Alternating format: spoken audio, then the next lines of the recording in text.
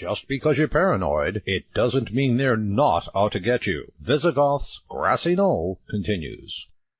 No one will know how hard this has been. Anyway, this is a Think or Be Eaten, and he's back again, Andy Colvin, and some reflections on his recent trip out to Ohio and the Ohio Valley region, which you're all familiar with regard to his old stomping grounds, and a lot of interesting things that went on there.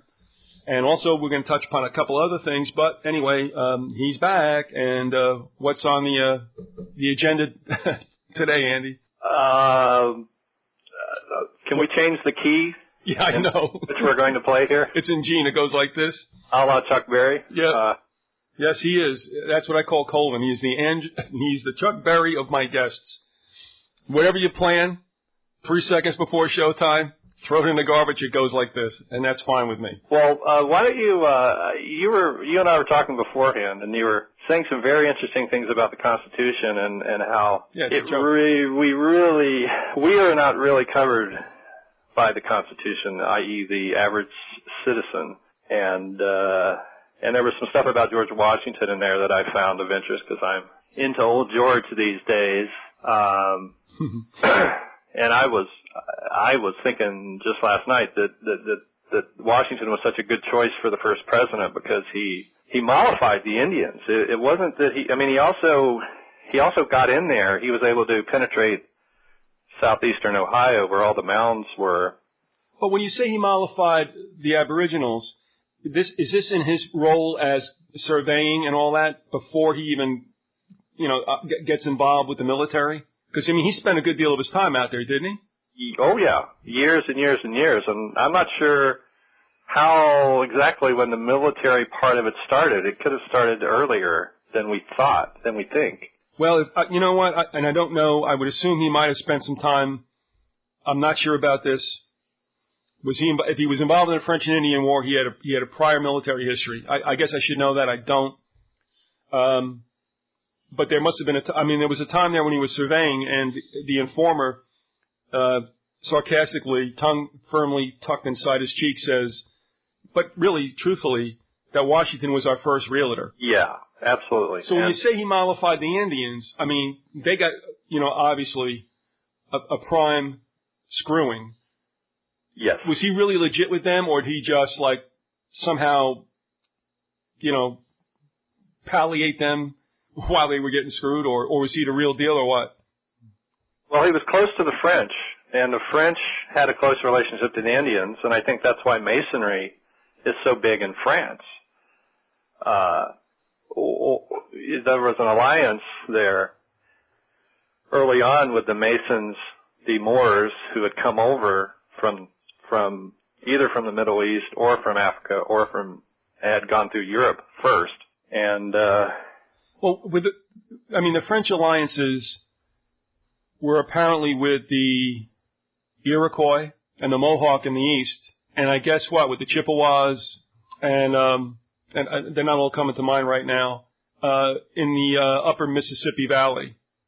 Would that be correct? I mean, when I think about southeast Ohio, western Pennsylvania, I'm thinking of Miami's and some others, and I might be wrong in this, but I didn't think that they were necessarily, were the native peoples, were they more predisposed to the French than the British? Yeah. And, but see, Washington was skillful in playing both sides, so he... That's why he's a politician.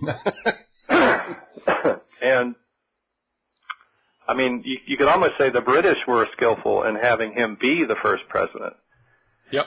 Because he knew the Masonic codes that the Indians in Ohio used, because they were Moorish.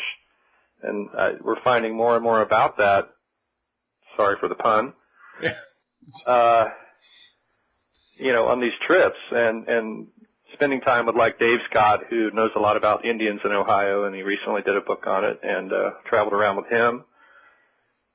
And you see a lot of Middle Eastern names, African names in Ohio. And well, now that I think about it, as far as the French influence in Pennsylvania and the Ohio Valley, I guess it was there because now I'm thinking, Fort Duquesne. I mean, Duquesne is French. Mm-hmm. So, and I guess that's when they finally got driven out, was during the French and Indian War. But prior to that, I guess the French kind of held a boundary, if you will, on the western edge of the British colonies and what they now call, I guess, the Western Reserve. So, yeah, I guess they were in there. And our buddies the Jesuits were there, too, so...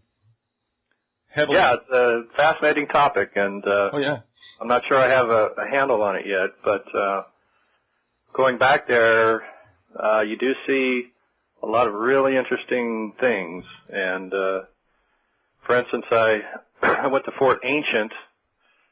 Let me call up my pictures here of Fort Ancient. Where is that? It's very close to Kings Island. In Ohio. Yeah, out on the outs. And Mason is the town there, and so it's a little bit north of there. Are we talking about Mason, West Virginia? Mason, Ohio. All right, that's up. That's almost. Is that around Columbus? No, it's about 20, 30 miles northeast of Cincinnati. Okay, all right. The Little Miami River runs through there, and that's the valley of interest here. Let me pull up my pictures. This valley runs from up north in Ohio, central, down to Cincinnati, and along it you have there's still many, many mounds there, especially down towards Cincinnati. Does the Little Miami drain into the Ohio? Yeah, there's a Little Miami and a Greater Miami, and they both. All right. Cincinnati's sort of between them. So I think this was really, really an important area and the Indians there, according to Dave, felt like this was the center of everything. Now, you find that a lot in Indians tribes. They always say that it's sort of a philosophical position in a way that they have. But maybe there's a little more to it with Ohio. I was noticing that the name of Ohio seems to have been derived from the infinity symbol, in that it has two O's on the ends and then four straight lines. Two of which are in the H, one is in the I, and then the dash of the H. Okay. Which could also be considered to be like a colon, so you could see 111 in there, or you could see 1111 or between the zeros. Or 1-1-1. Yes. Okay. And, I was kind of speculating wildly with you a couple days ago about the H1N1 virus having that kind of configuration, and it might be a message, an encoded sort of clue that there's an op behind that flu, which sort of seems that way. Sure it does. And I mean, when you think about H1N1, right?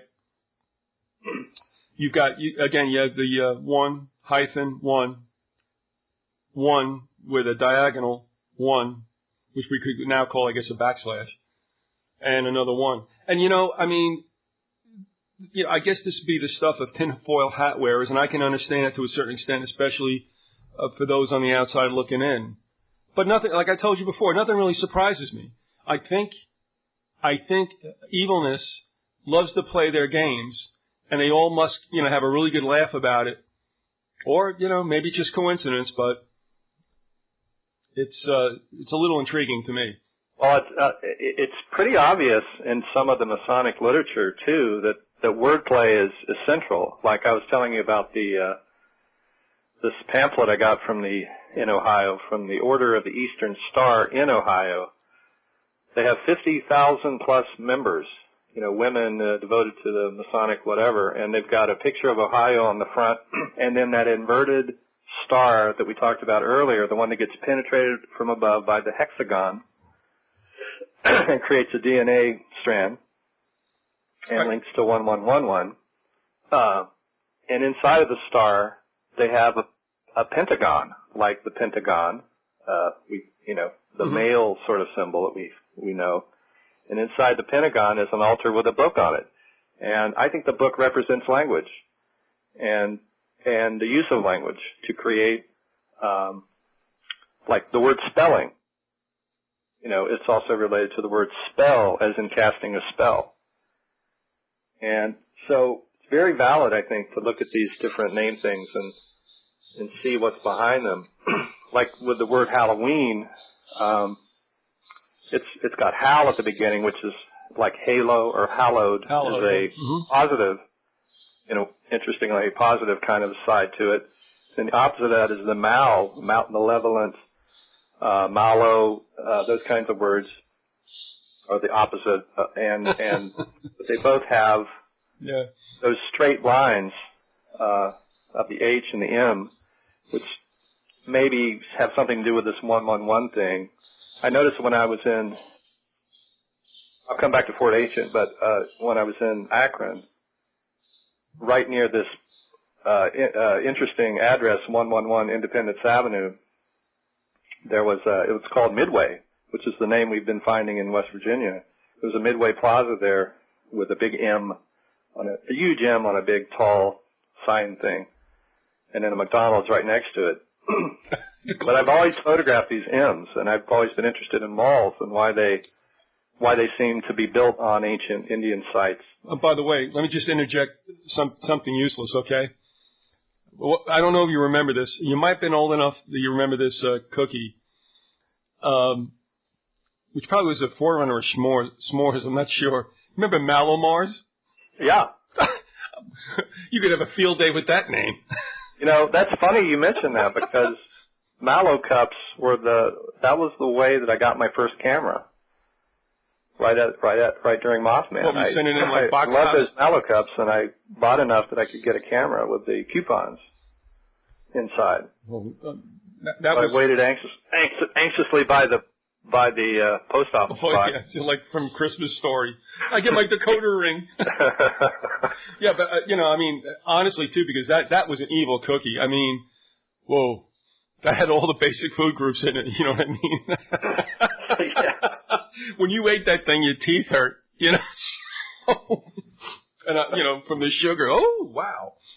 Anyway, all right. Sorry. Should I wonder if I should continue with that little Independence Avenue thing while I'm on it. Well, you are. Go ahead. Yeah, I went there. It's in Akron. It's connected to some events in 2006 where someone died and someone saw a license plate with 111L on it on a government van. Mysterious phone calls, and then this address seems to be involved. So I went there and didn't see much going on there, except I saw a car with a 25th Airborne Army Airborne sticker on it, and some weird antenna on top.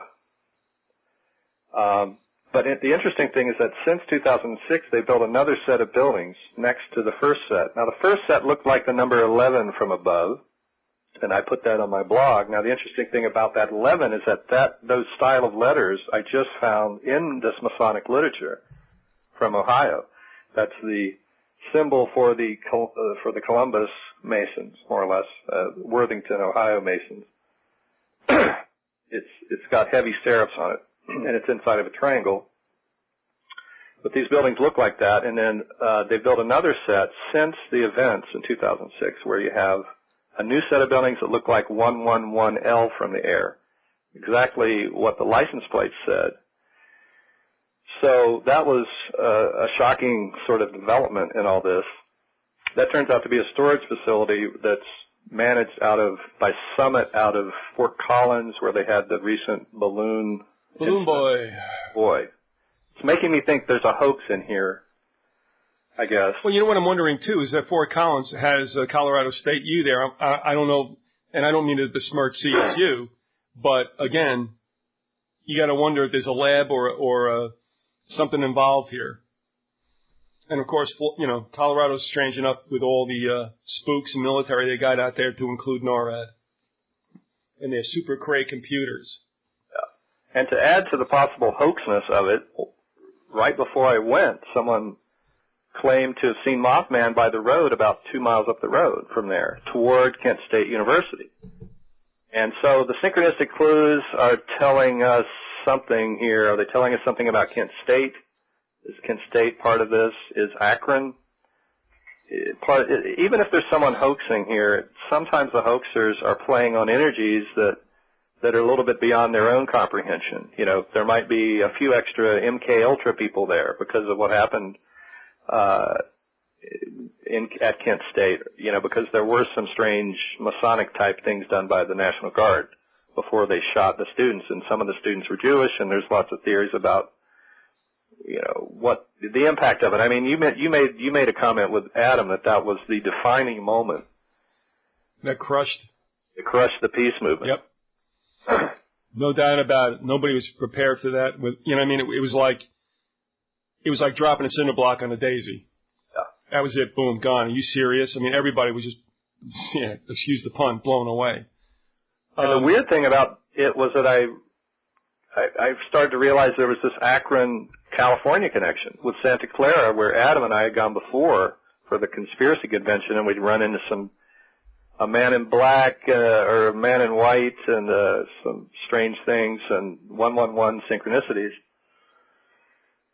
So it turns out that in the late 1920s, Akron and Santa Clara started this airship line. They were the airship dock in Akron that was owned by basically the Rockefellers and Goodyear, and were in league with the Germans really heavily. There's first or second Zeppelin that they built there. They went and built a hangar in Santa Clara for that. It was the USS Macon, and then they flew it back and forth. And it created this, I guess, you know, it was one of the early moves of the military-industrial complex. Suddenly they, could set up defense companies in Santa Clara that could, interface pretty fast with the people in Cleveland and Akron. And it basically, I read somewhere that it jump-started the whole area, and it eventually led to the Silicon Valley Revolution. Did it have anything to do? These same Ohio industrialists, were in on the internet early on. I want to ask you too. Did that hangar out in Santa Clara have anything to do with what is now Moffett Air Force Base? Yeah, it's Hangar 1 at Moffett, and Moffett is now NASA. It's NASA more or less, and there's some strange NASA kind of things going on there that you wouldn't normally think of NASA doing, helicopters. Well, I went out to visit a friend of mine in 1972 who was in the Air Force at the time and was detailed at the Satellite Test Center out there. Does that ring a bell at all? Oh, there's a Satellite Test Center there. Wow. Yes, there is, without a doubt. I'll never forget that. So either it was Moffett or it was Hayward or whatever. And I tell you, that's the first time in my life I ever saw AWACS. Because I never saw them on the East Coast, but they came in and out of there like crazy with those little discs on top, Mm-hmm. Yeah, they make those here in Seattle. But before I forget, this is a total tangent, but it made me think of Bill Gates. For some reason, we're talking about Silicon Valley.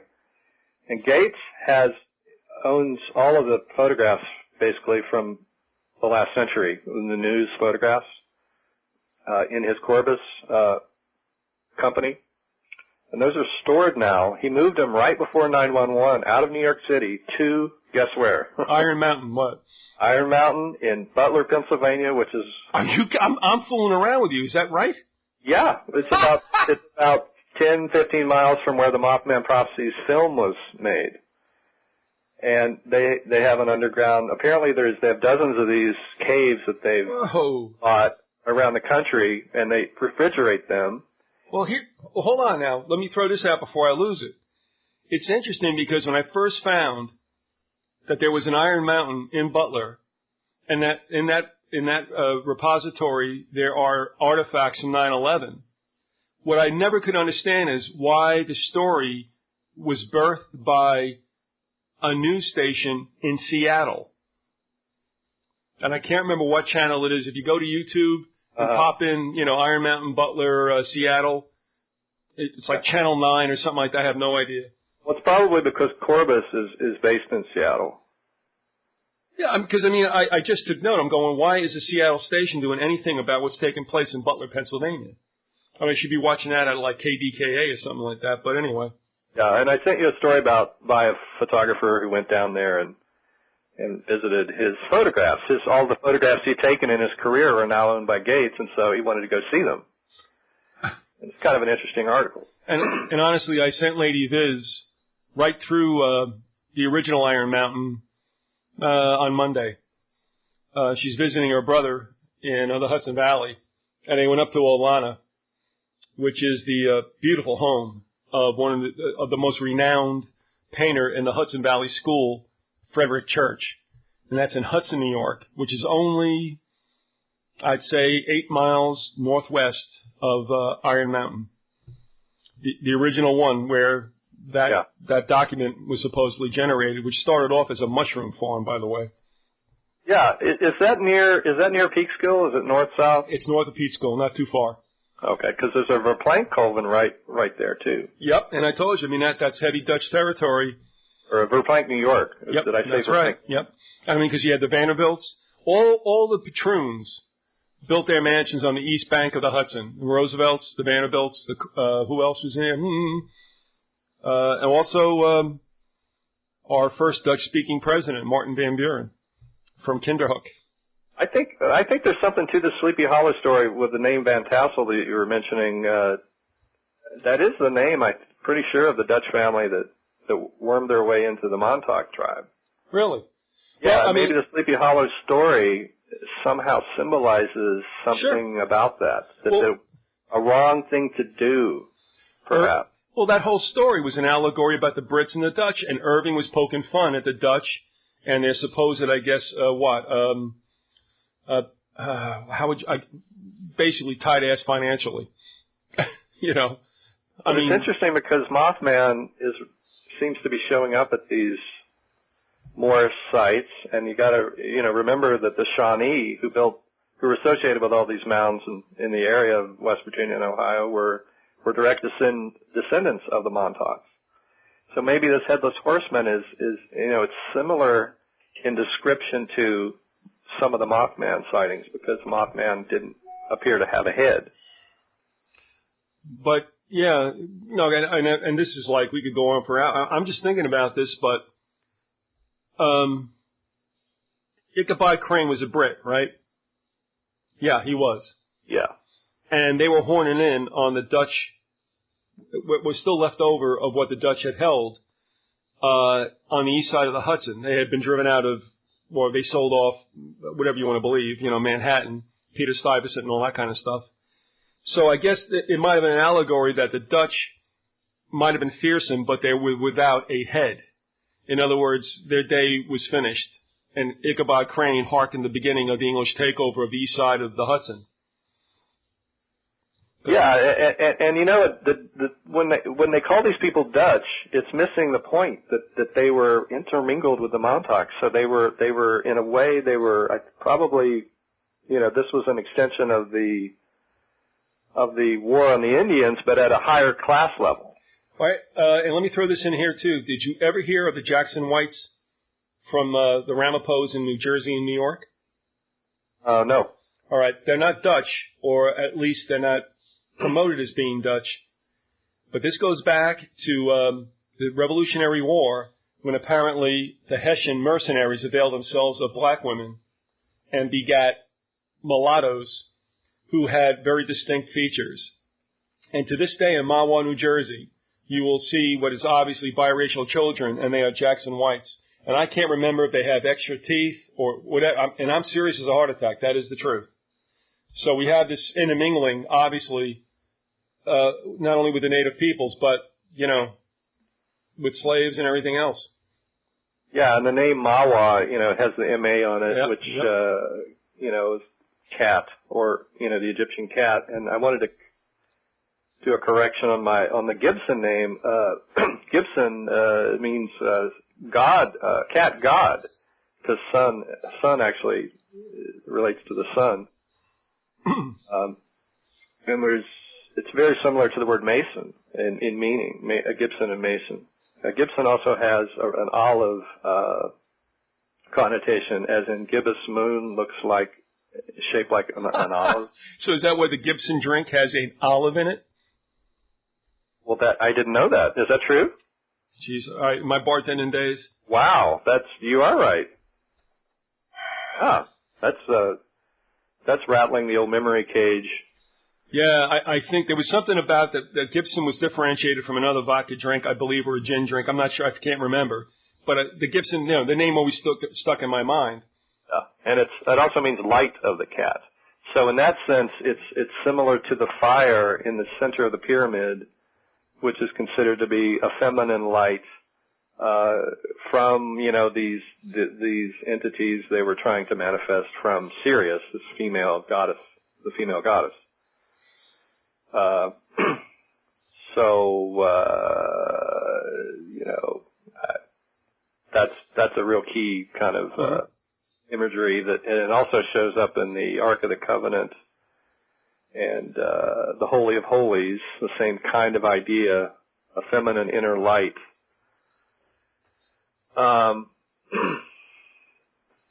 So where was I? Also, I guess I could talk about Fort Ancient for a sec. Yeah, but before you do that, one last thing about Akron. I got to ask you, I mean, as strange as Akron is, should I derive anything from the fact that Devo started there? With their little, you know, unisex suits and all that? Did I mention on air the Akron, the four ones at the empty lot in Akron? Independence Avenue. I don't think, huh? Independence Avenue? No, this is in downtown Akron now. We were just goofing around, going to the art museum, and walked down the street, and there's an empty lot right across from the Federal Building and right across from the Chase Bank. By the way, a huge building and the headquarters, and then this empty lot used to be. It must have been in one of the first official buildings in town because they left the columns, you know, Greek columns. And it was called First Center, and it had a decrepit old sign there with letters missing. It looked like it was 100, 200 years old. And then there was a big one on one of the adjoining buildings as well. So there was if you stood there and looked, you saw 4 ones. And that was kind of a clue that there was something going on. And then we got to 111 Independence and didn't really see anything. We saw the adjoining places were Kaiser Permanente and Value City, which is owned by a big family in Columbus, the Schottensteins, who probably have some relationship to Schwarzenegger and all that stuff. You were mentioning Schwarzenegger was photographed with Susan Atkins. I found that of interest. Yeah, that's what O'Garrett found. And we're like, can somebody explain that, please? Yeah. So Schwarzenegger has a lot of business deals going with wealthy Jews in Ohio, for whatever reason. And there's a lot of names of towns around there that have Hebrew names and things. So I think, you had a mishmash, smorgasbord of different tribes in the area, and I do, I'm suspecting that,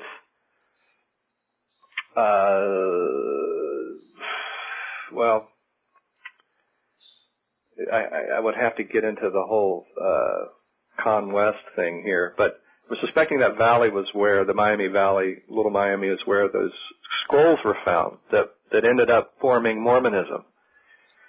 And I've already gotten some flack from a couple of Mormons on that theory. I thought the scrolls were found like in upstate New York. Well, no, Joseph Smith's plates were found in New York, but he went over to Cleveland, not Cleveland, but close to Cleveland, to get the information from the publisher of the book about the scrolls. Scrolls were found. Scrolls eventually were taken by the Vatican, but before that, the publisher was able to transcribe them. And the publisher basically did a double deal on the Solomon Spaulding, who found the scrolls or wrote the story about the finding of the scrolls. Did I ever tell you I went to Joseph Smith's birthplace? You did. And you mentioned the White River. Yep. Which is just like in Indianapolis, where they changed for some reason you have a White River. They do. In a town that was in a state that was founded by all of these tribes that were being run out of Ohio by George Washington. So they all go to Indiana, and then the Klan follows them there. But Indiana, you were telling me the name is right there. It's in the name. This is where all the Indians went as they were fleeing. Stephen Schroeder said that Indianapolis was named because I guess it was supposedly, quote, the capital of those upper Midwest tribes. Obviously, the most prominent figure of which is Tecumseh. But, he said that was what it was. It was supposed to be their city, so to speak. And I'll just throw this in also, before I go back to Indiana, but, when I went up to that site, I mean, it's spooky. You go up this long drive and you don't know where you're going. And then all of a sudden you get to this place that opens up and here's this like gigantic statue of Smith. And it was like, Hairball and I went up there in 77. I'm like, we were a little bit loaded. So it's like, let's just get out of here. So we exited that real quickly. I didn't want to be around that place. But also I told you about what he had said about the laying out of Indiana, and of course this is something you'll not have a problem with because a lot of the Midwest, being as flat as it is, lends itself to very square-like counties and such, but he talked about the layout of Indiana in magic squares. So that's how they refer to them. They had to be a certain size, landmass-wise. So yeah. I should actually have Stephen back on again to talk about that. And yes, but interesting stuff. And so the story that supposedly, Moon described the scrolls as being found in the Ohio Valley, okay, which would be down where Mason is. But the name Canute that he gave of the creek could also be the name Canute. It could have been changed from a similarly spelled Canute up near New York, where Spaulding lived. So we don't know if it was up there, northeast of Cleveland, or down near Cincinnati. But it seems like there's some tomfoolery going on with the names and trying to make it all confusing because, for whatever reason, anyway, what I found was, by synchronicity, when I was down near Kings Island in Mason, I started seeing Con West trucks, which were basically being just left there. They weren't being used. And it related to this Con name, I was expecting, anyway, it has to do with C-A-N versus C-O-N-N. Did they change some names in the story to confuse it? Were the scrolls really found down near Cincinnati, or were they found up near Cleveland? And does it really matter? I don't know. I don't know that much about the area up there. Well, two things. And again, let me ask you one other thing. Does John D. Rockefeller's old man factor into this somehow? Because didn't he abscond from upstate New York to Cleveland? Yes, and maybe there's something about, there's a whole bunch of Indian stuff regarding Cleveland that we don't know about. Maybe Cleveland was way more important to the Indians because it was on the lake or something. Mm-hmm.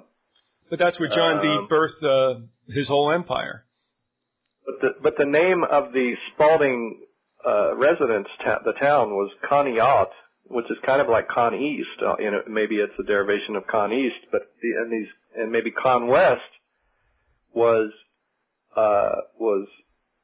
down there near Mason, because I just started. It was very odd. The guys I was with, I'd already talked about that I'd seen one of these trucks, and there's some biblical references on the truck. That's why I sent you the photo. There's a reference to Ezekiel or something. What was it? Let me look at it here.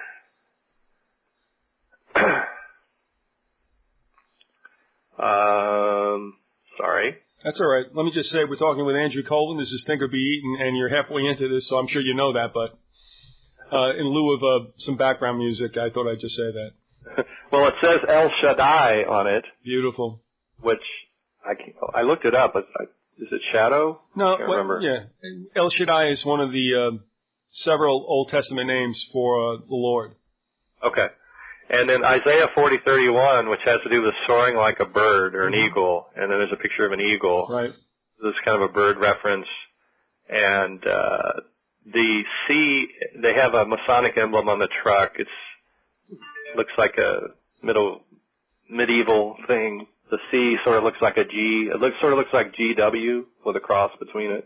Okay. Now we're talking about Con West's logo. Yeah, it's some Christian organization that I guess it has a truck line that's still around, and it is based in Lima, Ohio, which is up near Cleveland. Yep. So, I mean, anyway, it's still a mystery as to where these scrolls were found, and there's kind of some confusion. I think the fact that Kings Island is such a hot spot, and Mason is such a hot spot now for big agro companies and all kinds of, it's one of the busiest and fastest growing industrial areas. Well, you have ConAgra. ConAgra. Yep. And, Fort Ancient is close to there, obviously Moorish, I think, in just the names of the things there. There's like a Cowan Lake or something. Cowan is a Masonic name. Lots of Masonic names related to Fort Ancient. I was noticing the way they dug the various mounds. Well, they dug trenches around the place, and it's almost like we were pondering why they did that. And it's like they would you dig a hole and you dump you dump the earth next to it. And you do this all around your place, but maybe I was thinking maybe there's an energetic difference that occurs in some way by making a trench and then a wall behind it. Maybe it creates that that dynamism that you need to create an energetic field of some kind. We talked about that last time. But the mounds are very nice there, very nicely done, and there's a long. It's either, you could call it a long sperm-like thing from the air, a long series of walls that could be a bird head, like the neck of a bird with a very long neck. And then right next to Fort Ancient, they have these limestone mounds as well. They have mounds with rocks on them, flat rocks, so it's almost like they're creating an insulating factor. And maybe maybe they were putting dead bodies in there or something and trying to capture the spirit in there or something. Right next to it is Morrow. It's similar to Withrow, I think, in a way. Morrow is a more word, and then the row kind of is another indication, the seafaring capabilities. And Morrow, the big company there was Morgan Canoe, which is, there's that phone of mine, sorry. Well, I'm glad it was the phone. If it wasn't, we were in for a supernatural event. So. Yeah. Morgan Canoe, a Moor name. Canoe, similar to Canute. There was an Angel of Death haunted trail right next to it. angelofdeathtrail.com, for those that want to look that up. At the entrance to Fort Ancient, there was the olive branch. There was an SS and the name Morgan. SS came up with Dave Scott because he just randomly, I had mentioned that I was sort of following the SS trail. I have a lot of photographs of things with SS in them, and it sort of relates back to when I was a kid, and they had the SS feed and seed that my grandfather was associated with in some fashion. But Dave was saying that he keeps running across the SS feed and seed logo. They're still around. They're a big distributor of agro products, and go way back. Then I discovered that a famous person from Morrow was Mark Whitaker, who'd gotten involved in a huge scandal with Archer Daniels Midland, where did I mention that last time? He was creating false companies overseas and then building things back. Well, no, I mean, we talked about this off air, but I don't know if we did it on the last show. Why don't you just hit upon that? Unless you just did. Yeah. I mean, he's being painted as somewhat sympathetically as a good family man. Yeah, right. But he worked the FBI for like 10 years. They had him in there as an informer, and yet all the time he was still, absconding with huge sums of cash. And in the end, they covered the whole thing up, of course. The FBI. No. Yeah. Say it ain't so. Now, one of these strange symbols not strange, we've talked about it before, at Fort Ancient is in the gates and everything, they have a circle with a cross in the middle. You'll remember that. Now, the difference here is that they have two lines for each going in each direction. So instead of a solid X in the middle, it's an X made with 4 lines, and there's space between them. So in the middle, you have a square created. So it's an Indian, and it looks like a familiar Indian symbol that we know and love. I started thinking about, and I was thinking about something else completely unrelated. I was thinking about this masculine, feminine thing that we were talking about last time. How could you chart it out? And then it turned out that it's sort of related to this symbol, which would make sense because the Moors were very balanced in how they viewed the sexes and the qualities. But this and it's based on the whole four motif that we keep running across. Each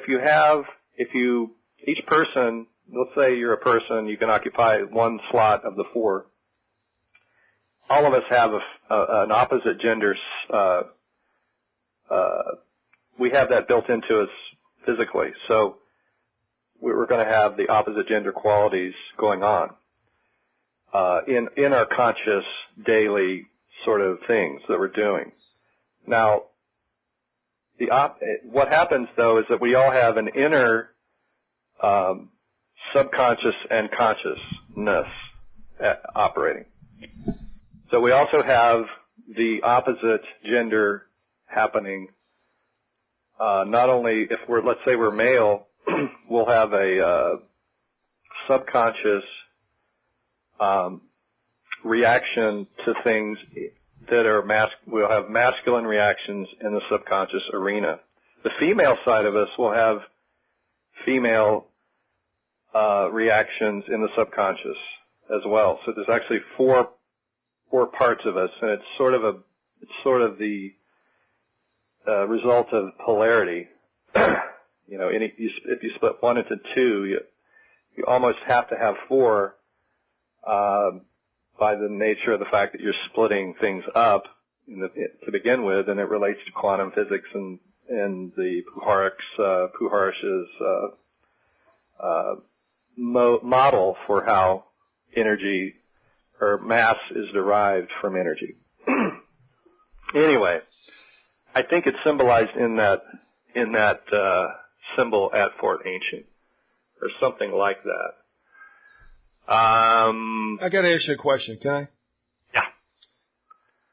The one thing I'm not sure about if there was Moorish influence up in the Ohio Valley, should there not have been dark-complected offspring if there was any kind of miscegenation going on at the time? You know, or were the Moors not necessarily dark-skinned? Was it Liam who wrote about that? Somewhere, I just read something about that. It might have been Liam, yeah, but go ahead. Was it? Well, I just read a reference this morning in my notes about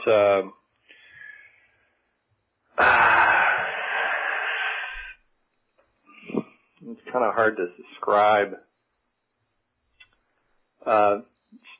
Say something while I try to find it. Let's put it this way. It would seem that anybody who came here and did not breed, you know, miscegenate or whatever, okay, you know, that would be, it was surprising if they didn't. But they might not have, I don't know. But if, you know, and I have to take a look at that stuff that you sent me deeper about those who were saying that, in fact, yeah, the Moors were here and set up a lot more than they're given credit for. But then why, you know, are we looking at, here's where I'm confused, or I just don't have enough information. Are we looking at a dark-complected people prior to the slaves being brought into the Western Hemisphere, or, you know, were they considered somewhat native people and you know, brown skin, red skin? I don't know. Although that one video you sent me, which I have to watch again, bespoke of certain, I guess, I'm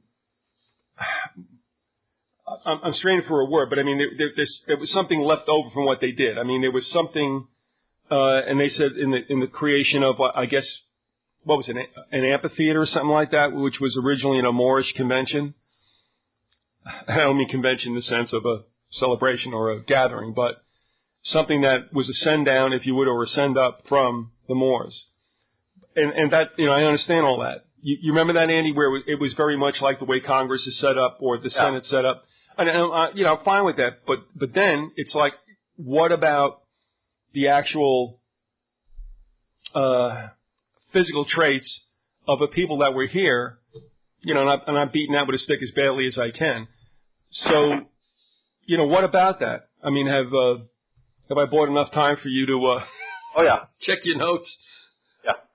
Well, I couldn't find it, but I remember what it was. It had to do with the diversity in Northern Africa. That the diversity was internally derived. They made the point of saying that Europeans tried to come down and insinuate themselves, but weren't able to. The Berbers held on and wouldn't.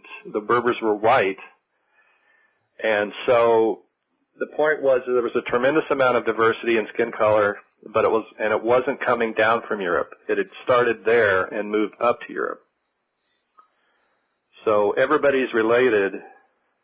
Yeah, actually, yeah. Mm-hmm. And but then, so what we would think about the Moors that were here? Do we have any idea racially what they look like? And are there any vestiges of that? The story about Maddock is that he was tall, and they brought a lot of tall, dark-skinned folk. But I would imagine that people that had already, quote, turned white in that area had migrated out as well. Hence, you have all these different, seemingly different names that are either Middle Eastern, African, Welsh, or whatever. There apparently was a huge contingent of Moorish folk in Wales prior to 1492, and that's William Traxel is the reference on that. 1492 was also when they drove the Sephardic Jews out of Spain. So they weren't they weren't just driving blacks out. It was anybody that could be connected to I guess Moorish blood. I'm not sure. It's like it's strange. It's like a whole segment of the society decided that they weren't, just randomly decided, hey, we're not descended from them. It's like they were lying to themselves or something, and then they turned on their brethren. And I guess that just happens with geographic distance. Do you have a time frame when this might have happened? And we also talk about the Phoenicians supposedly being up the Mississippi Valley also. With this Moorish influence or incursion into with the Western Hemisphere, would this have been like BC? I think so, yeah. Because the California Indians were solidly there, going back 3,000 years. Are you talking about the California Indians that were in Western Pennsylvania and such? Or like California? Well, yeah, the Californian Indians in California and the state was named after an Amazon queen named California, and that's not Amazon in South America, that's Amazon as in Africa. All right, can anybody explain to me why we have a California State University in Pennsylvania? Are you aware of that? No. Interesting. Yeah, there were two schools in the Pennsylvania State University system, which I always got a kick out of. One was California State near Pittsburgh, and the other was Indiana State near Pittsburgh, all in the southwest corner of Pennsylvania. And I'm like, why are these names here? Apparently, that was the origin of them, and of course, whatever happened out in the west, timeline goes east to west, geographically across the continent. But I always thought that was a hoot, because one of the most apparently atrocious ambushes by the British Indian forces was at Indiana Gap in southwest Pennsylvania. So, yeah. Well, another way to think of that circle with the four lines in it crossing is that you would just take the 1111 and cross two of the 11s over the other two to create the symbol. Mm-hmm. So the 1111 is being directly connected to the Indians at Fort Ancient just in the way they designed things.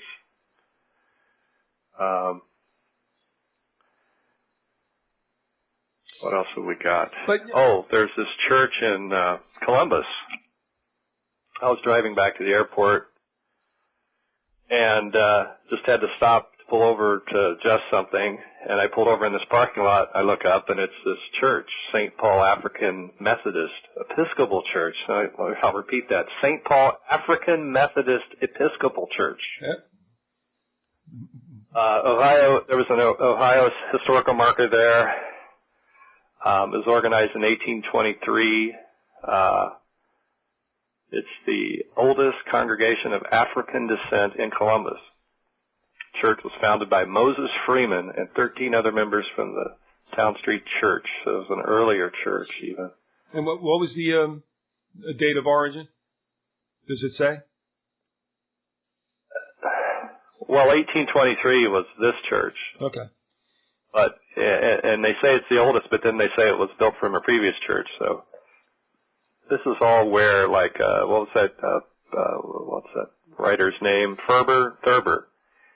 James Thurber lived right across the street. Anyway, I went in there and found. I wish you had gotten those photos I sent, because this will just blow you away. Yeah, I'm still checking, and they're still not getting here. So. They have a huge stained glass window of a Moorish arch. They have 4 special circles with symbols in them, probably relating to each of the 4 columns in our 111, scenario. One's an omega sign, so there's an alpha, omega. There's like a what we would consider to be an anchor or navy or Garuda serpent kind of thing. And then there's a bird one, I think. It's a little, I can't tell exactly on those 4 what they all mean, but in the center is hold on to your seat, a triangle with an eye in it. Yep, there you go. Capstone of the pyramid. Yep. But it's a so cap. I was floored when I saw that. But that's a capped pyramid. In other words, the top stone has been set upon the pyramid. It's complete. Yeah, and it's almost like you would be looking at a pyramid from above, sort of, but not really. There's 8 sections surrounding the eye in the triangle. Well, as the Subgenius Church would say, remember, every pyramid looks like a square from the sky. That's true. Well, this is a circle from the sky, so it would be like a cone, I suppose. Mm-hmm. So very interesting. Is there anything else there? We had, let's see, we did Akron, Fort Ancients. Did I go anywhere else? You went everywhere else.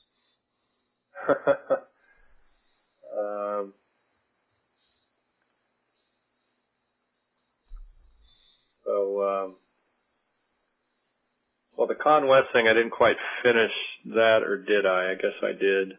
Oh, well, another town there is called Lebanon, right next to Mason. Lebanon has an old Masonic history going back to the early 1800s.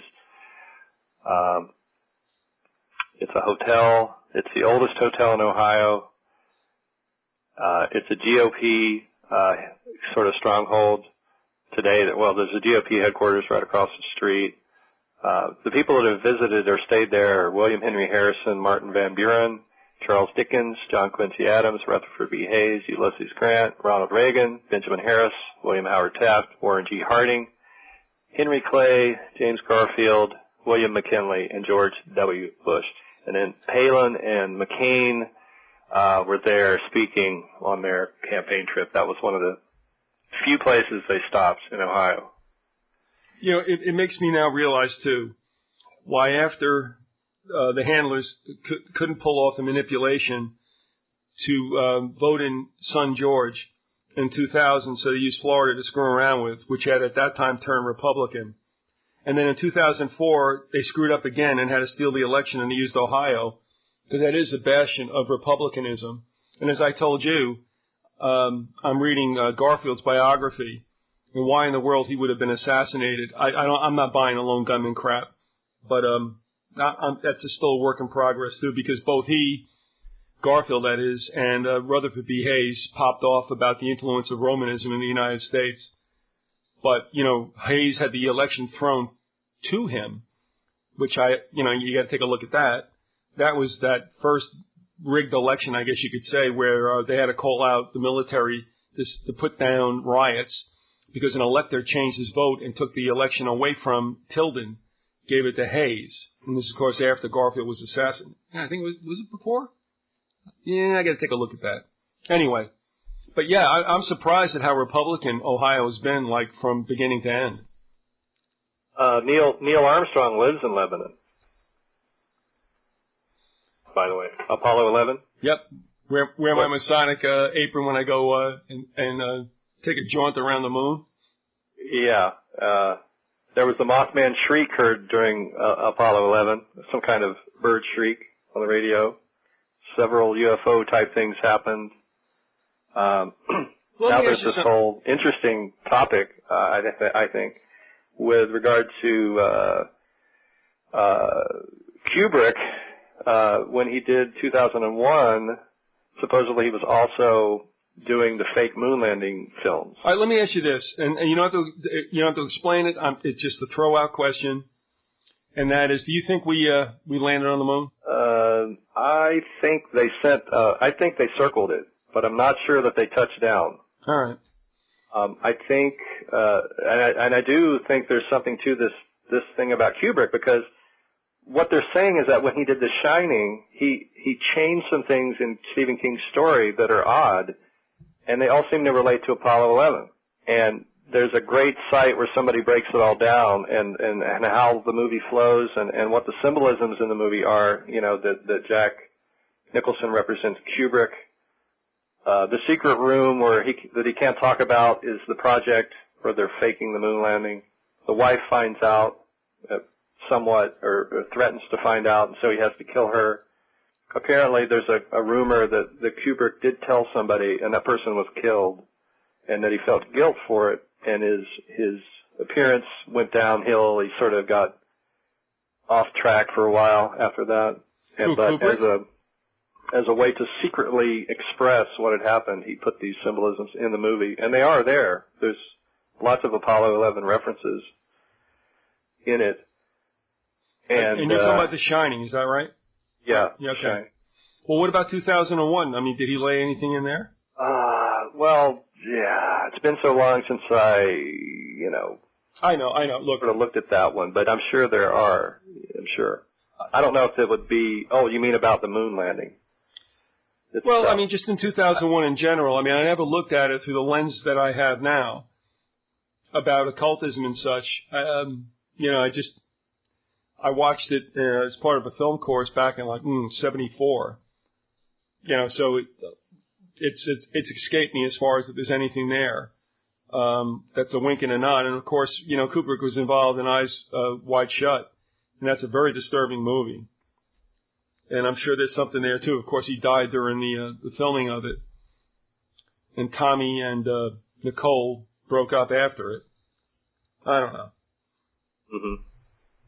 I mean, Kubrick's an interesting character, and let me just say this too. Also, by the way, when I was bringing Lady Biz down to Tampa Airport, we had to leave the house at 4 a.m.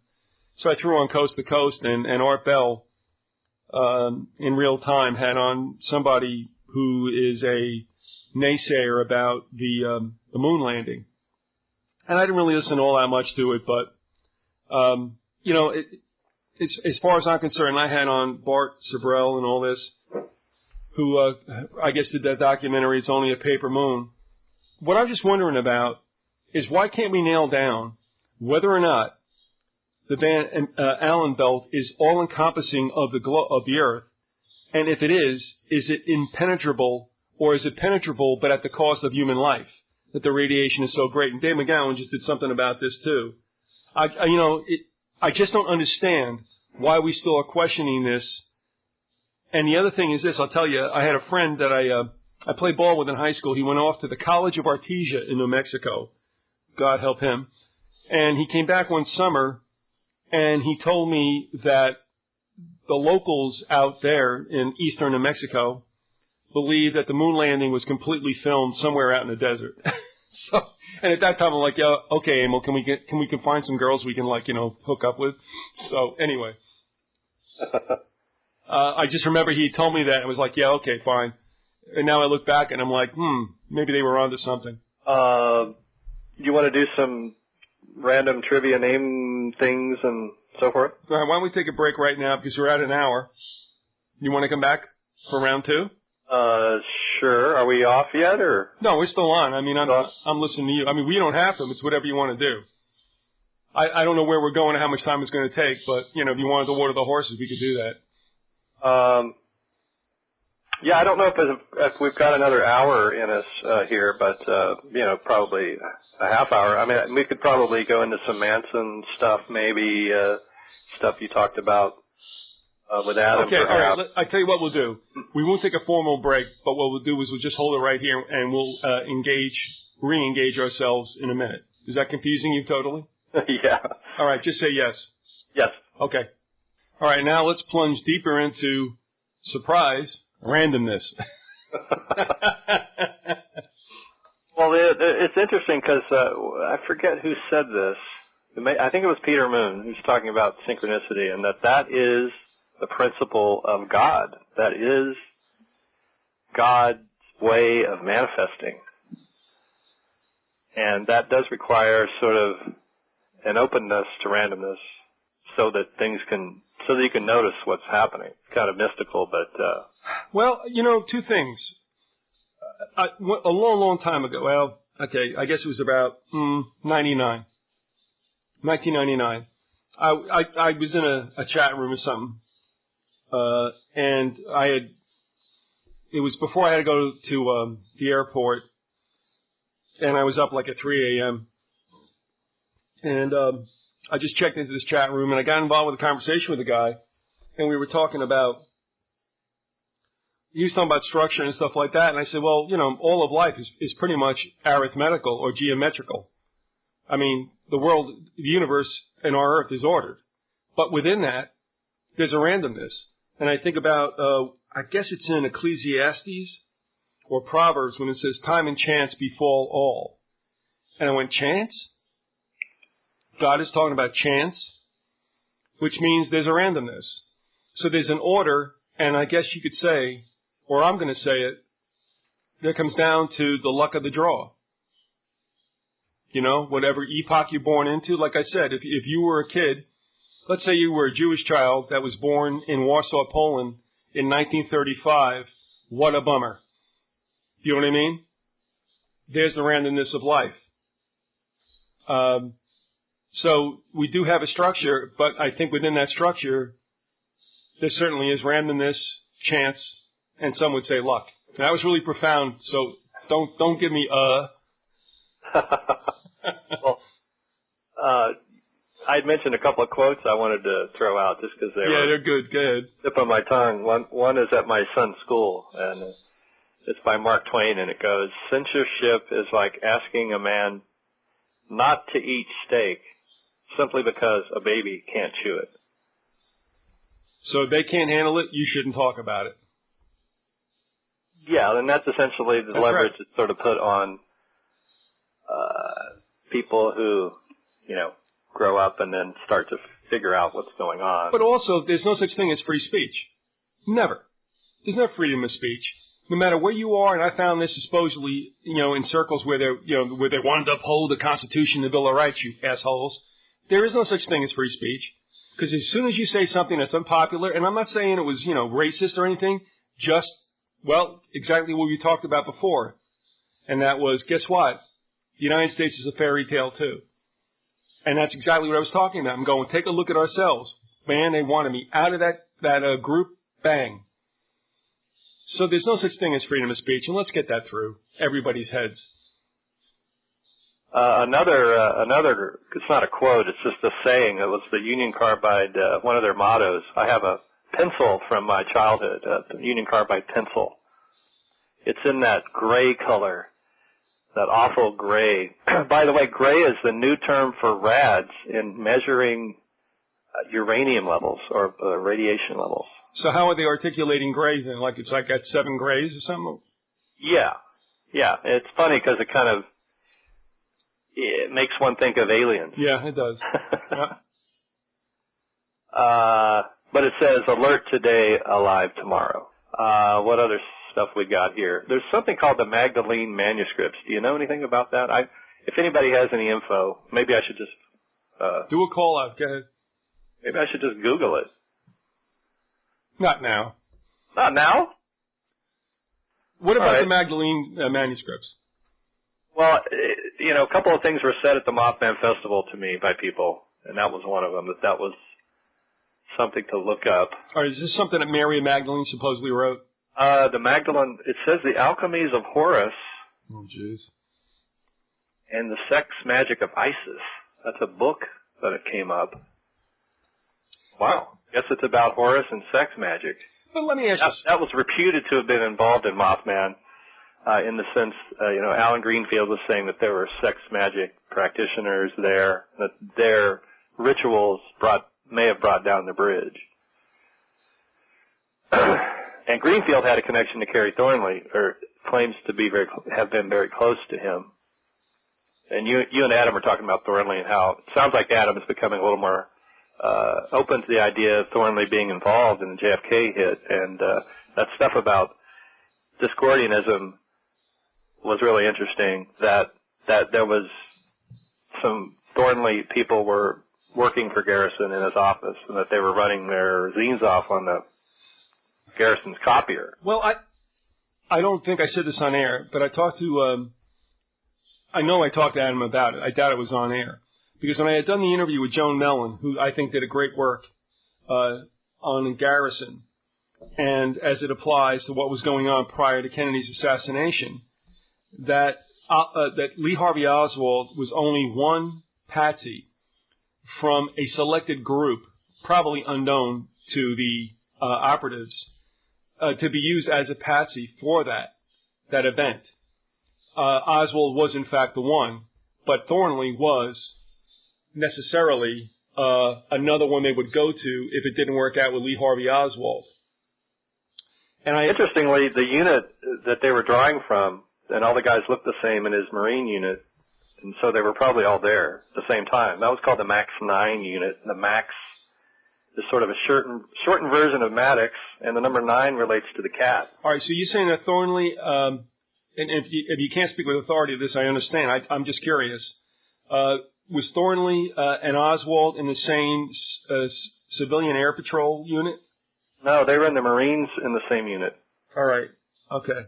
And Thornley said there were 4 or 5 guys that they all looked alike. Yep. And that was the MAX 9 unit, and the name of it is kind of intriguing.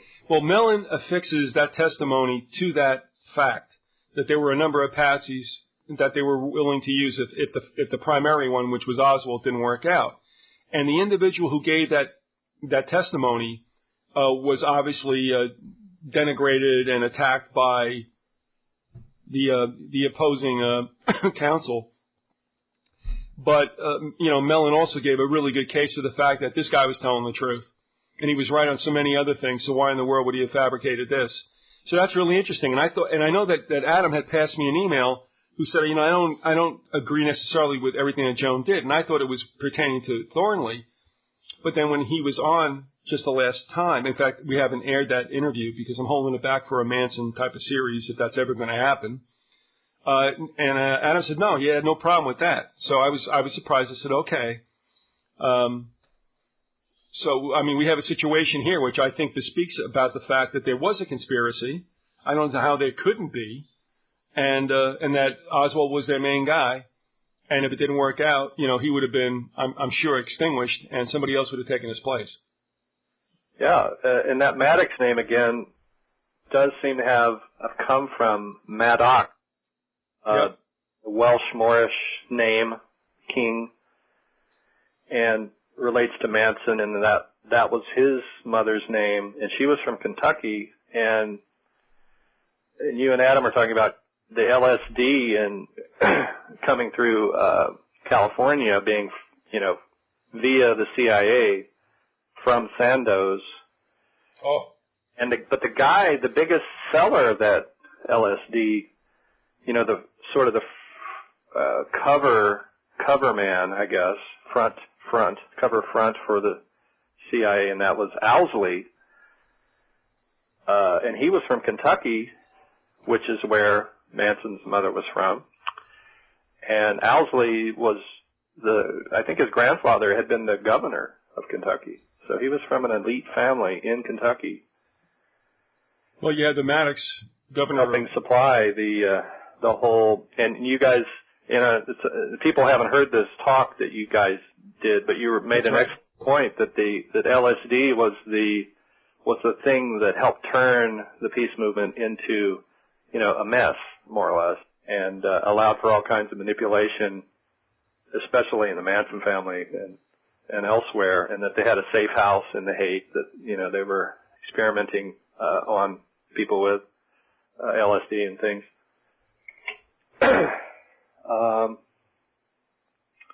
We'll come back to Manson, I guess, in a minute. Okay. Got some other sort of random things. I heard about a guy came up to me and said, he had some Bigfoot experiences. And he said that he had actually gotten recovered some hair from a site where people had seen Bigfoot, and that the hair had been in a jar and it disappeared out of the jar. Like, he had hidden it and everything. He doesn't think anybody took the hair. Where were you told this? At the Mothman Festival this year. All right. I'm sorry if I missed that. Okay. Thank you.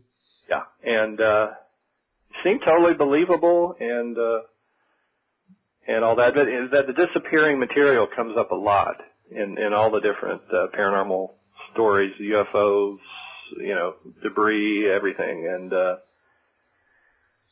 it seems to allude to temporary manifestations, And maybe that's some of these are real cases of that. And of course, in other cases, the stuff is just taken by, the government or whatever. But that was an interesting little story. And then I heard a similar thing that Faye DeWitt, who I interviewed in the Mothman Photographer 2 book, had recovered some foil that had fallen from the sky near Henderson, West Virginia, and that foil had disappeared as well after a time. And we had that same sort of thing happen in my neighborhood. We had some weird foam that fell from the sky or emanated from the earth. We couldn't quite figure it out where it came from. But well, I tell you, I love the stories you get like once a year. And one of them happened in Tampa not too long ago when somebody came out to find their car had been destroyed by a chunk of blue-green ice. It's like, no, it's not an asteroid. It's not an alien. They dumped out the contents of the plane's laboratory, and it just happened to hit your car. But I'm just wondering, did they ever do a movie about people coming out and worshiping something like that? Woo! This aquamarine stone, it must mean something. Yeah, all right. So. Yeah, well, the Joseph Smith story is sort of like that. Maybe they dropped the plates from a UFO, and it went into the ground deeply. Oh, but I'm going to throw something in here also. In the conversation that Lady Viz and I had as we drove down to Tampa Airport in the wee small hours of the morning, what I said to her too? I said, you know what? And the Collins brothers, kind of snicker about this, but that's okay. If the radiation is too great for anything to come through to here or to go from here out there, I'm just wondering if it's true that what we see above us that we call UFOs aren't coming from beneath us. And I'm serious about that. I mean, I'm not going to go crazy about it. It's not going to change my life or keep me living another day longer or cut my days by an hour. But you know what I mean, Andy? It's like, and it comes from Scripture too, and it talks about the beast in the earth. In the earth. It isn't just a cavalier use of a preposition. And I'm like, maybe nothing really, all that we're dealing with is coming from below. Now, I don't mean to put you out on that line if you don't want to walk it. Well, that could very well be, and it also could very well be that these mounds were not built for malevolent purposes. Maybe these, again, they've found skeletons in these that are in a meditative pose. So maybe there's some protective work going on there. Maybe the shamans were attempting to create these nodes that would counteract some of the negative forces that might come from the earth and create an area around the mound where people might get revelations that were somehow could be used for positive means, and that certainly seems to be possible. And I've seen that time and again with people that I've interviewed who, had some breakthroughs and at those times. And Jung, talked about this in relation to synchronicity, that the synchronicities pick up right before a person is about to come to some psychological revelation. It may be one that he's noticed coming, but they haven't, maybe a concept that they should know, but for whatever reason they're having trouble getting there. Mm-hmm. But when they do get there, the synchronicities come. And this is a pattern that, now that I've been watching it for 7 years, it's definitely there, and it does seem to relate to the moon. There's some kind of waveform there. It reoccurs every so often. So what else have we got here? West Virginia is going to build a record center or is building one to contain all the information about nuclear sites in the United States, that where all the stuff is dumped. And just a little West Virginia thing there.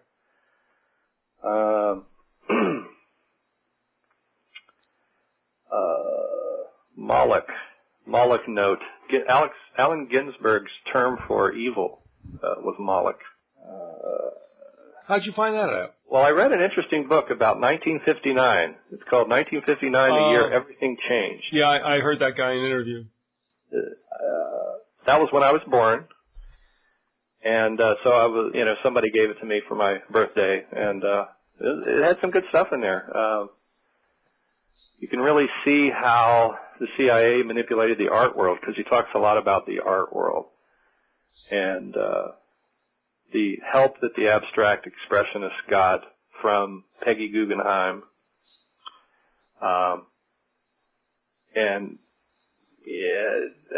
When you connect that with some other stuff that's been written about how the CIA was funding these painters, then it all starts to become clear. Well, I don't mean to pin you down, but I mean that's a very, very interesting and provocative statement. Can you talk about one artist that might have been accused of being CIA funded? I mean, are we looking at Pollock or? Yeah, Pollock, one of the first, because he was so horrible. Yeah. He was drunk all the time. He urinated in Guggenheim's. He would come to meet buyers and piss in the fire or something, or it was just nuts. And I met his wife. This is the weird thing. When I was working at the art museum at the University of Texas, I became friends with the director of the art museum and went to a few parties. And I was like the token student, right, work study student, and their pet. But I had a long conversation with her at the couch, sitting there, and yeah, explain exactly the elevation that you were involved with on the couch. Her name's Lee Krasner, and Krasner, very interesting woman, and she has a lot of status in the art world because she was married to Jackson Pollock, and she carried herself with dignity and didn't divulge too much. But so did she say her husband's success puzzled her too? It's been so long, I can't remember all the details. But I'll tell you, by the way, my favorite museum in New York is the Guggenheim. Have you been there? And that was a Frank Lloyd Wright thing. And yeah. He was really trying to make a statement that architecture could overpower painting, and he did. But, to walk a ramp and see all this stuff, that's excellent. That was my favorite. And the second one is, I think they had a museum also there of like television or whatever. The Metropolitan, yeah, okay, great. But the Guggenheim, that was a pisser. Another note here, moving on. I've talked about a Northwest tribe. One of their masks looked very much like the thing that we photographed, or my sister photographed in 1973. Looks like a Garuda. They're calling it the Thunderbird in this tribe. The tribe's name is Kwa-Kwa-Ka-Ak. That's really 4 different ways of writing the name Kwa. And Peter Moon talks about Kwa in his Montauk Book of the Living as representing spirit. That sounds Klingon to me. Kwa, it's also the QUA is related to it. KWA is the Egyptian way. So it's an Egyptian word, I believe. It's Egyptian. It's one of those, definitely a Middle Eastern term that somehow got over here like so many other terms. You're kidding around, and I'm going to interrupt you again. But not so kidding around. I'm wondering now, too, if you look back at Roddenberry's Star Trek, especially the Klingons, if some of that verbiage wasn't couching a couple of winks and nods, too. You know what I mean? Like when you just said what you said, I'm like, that sounds like a Klingon. Absolutely. Roddenberry and the Nine and all that, definitely he was pulling from these ideas that I guess you could say were pseudo-Masonic. Kwa then is, you've got 4 types of spirits. That's 1111 in a sense. What else here? I've got John Keel on Wikipedia here. I looked up the Mothman Prophecies on Wikipedia just to see what they said about the book. And it's interesting how they try to spin it a bit. Yeah. You find this. I'll just read a little bit here. It says, the book's subject matter mostly concerns events in Point Pleasant, West Virginia, ... The book involves Keel as a journalist, direct observer of some events, and also presents some fragments of memoir. I don't know why they split hairs there, but they say, as such, and they use this to say, it has been seen as an innovative work of creative nonfiction. So they're lumping him in with creative nonfiction. The writing style combines reportage and understated humor with fragments of the vivid cinematic approach used by Truman Capote in his work In Cold Blood. Mothman Prophecies raises issues with creative nonfiction.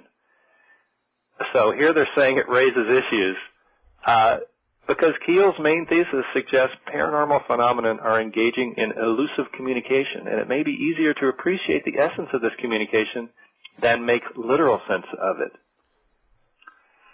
On page 11, Keel states, once you have established a belief, the phenomenon adjusts its manifestations to support that belief and thereby escalate its.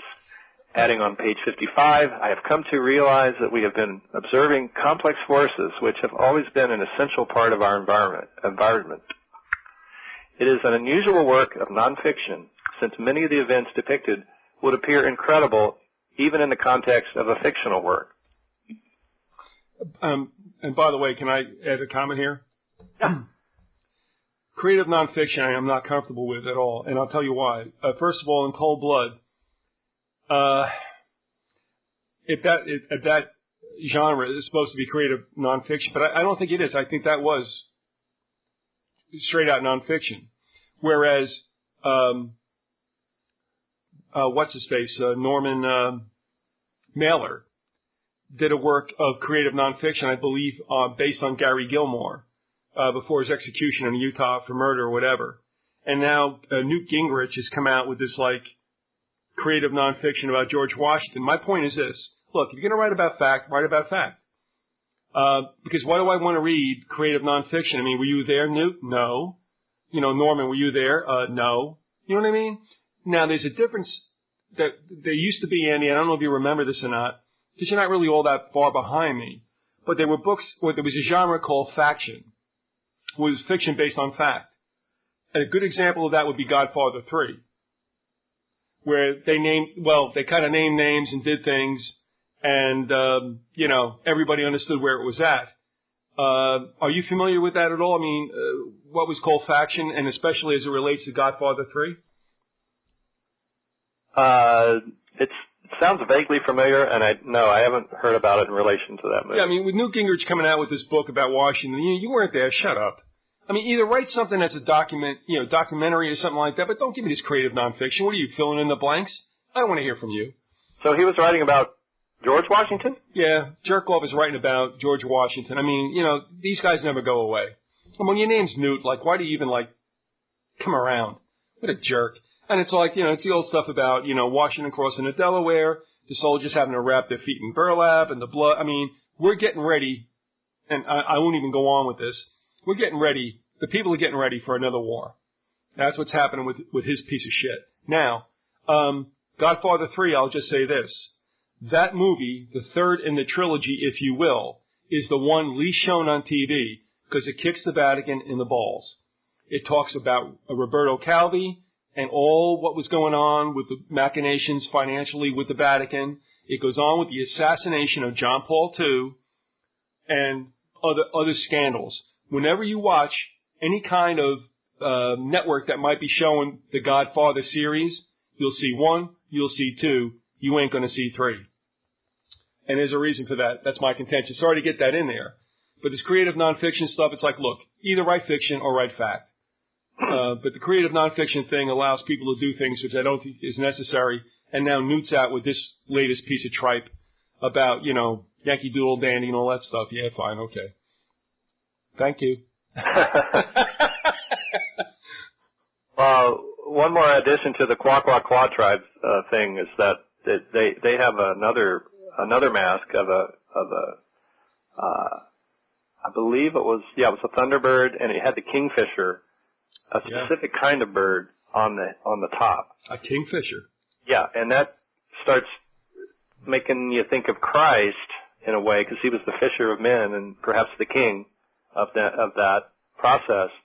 And the name Christ is similar to crest, which is what is very prominent on a kingfisher and is also prominent on the masks. You're absolutely right. Yeah. Of the Thunderbird. The belted kingfisher has been pretty much driven from this area, but they are very distinctive birds. They're very cool birds. They also will roost and keep a territory. I've seen them in Jersey, but I see them a lot down here, at least the last couple of years. But, let me ask you something right now, too. What is with the bird imagery? I mean, why? I mean, they could have picked lions and tigers and bears, oh my. But what's with the bird imagery? And I know, we should have, maybe I asked you this a long time ago, or maybe it should have been asked a long time ago. Is there something about birds and aviaries that speaks to people? I mean, what about that? And I'm saying that because, I'm a birder, and I think you were too. You told me that, right? That you've had them as pets? Yeah. All right, I'm going to tell you something right now. One thing you said to me about not keeping your birds caged, when we had Reggie, or AKA the Vyzygoth, we bought two, and we interlock their cages and leave them open. They do what they want to do. We only clip their wings because we have ceiling fans, and I don't want to see a disaster, if you know what I'm saying. And I just want to tell you that, what you said to me about keeping them caged, really resonated with me. And we kept Reggie open also. But these two guys, can go in and out, and it's really funny to see how they socially intermingle. But what is it about birds? Do human beings resonate somewhat with birds? Like, you guys can fly and get away from all this shit, and we can't? Is there something with that? Is there something holy necessarily about winged creatures? Yeah. Thank you for that. I thought you died. Well, it's a primary, I think, polarity we have inside the flight. The flight is male. Earth is female. The word mon. Well, I'm not sure. I'm not exactly sure of that, but I think there's the difference between the word mon and what was that other word? Ma. Was it ma? Mon is I would think more masculine because it's a mound, and then Mary is feminine. So.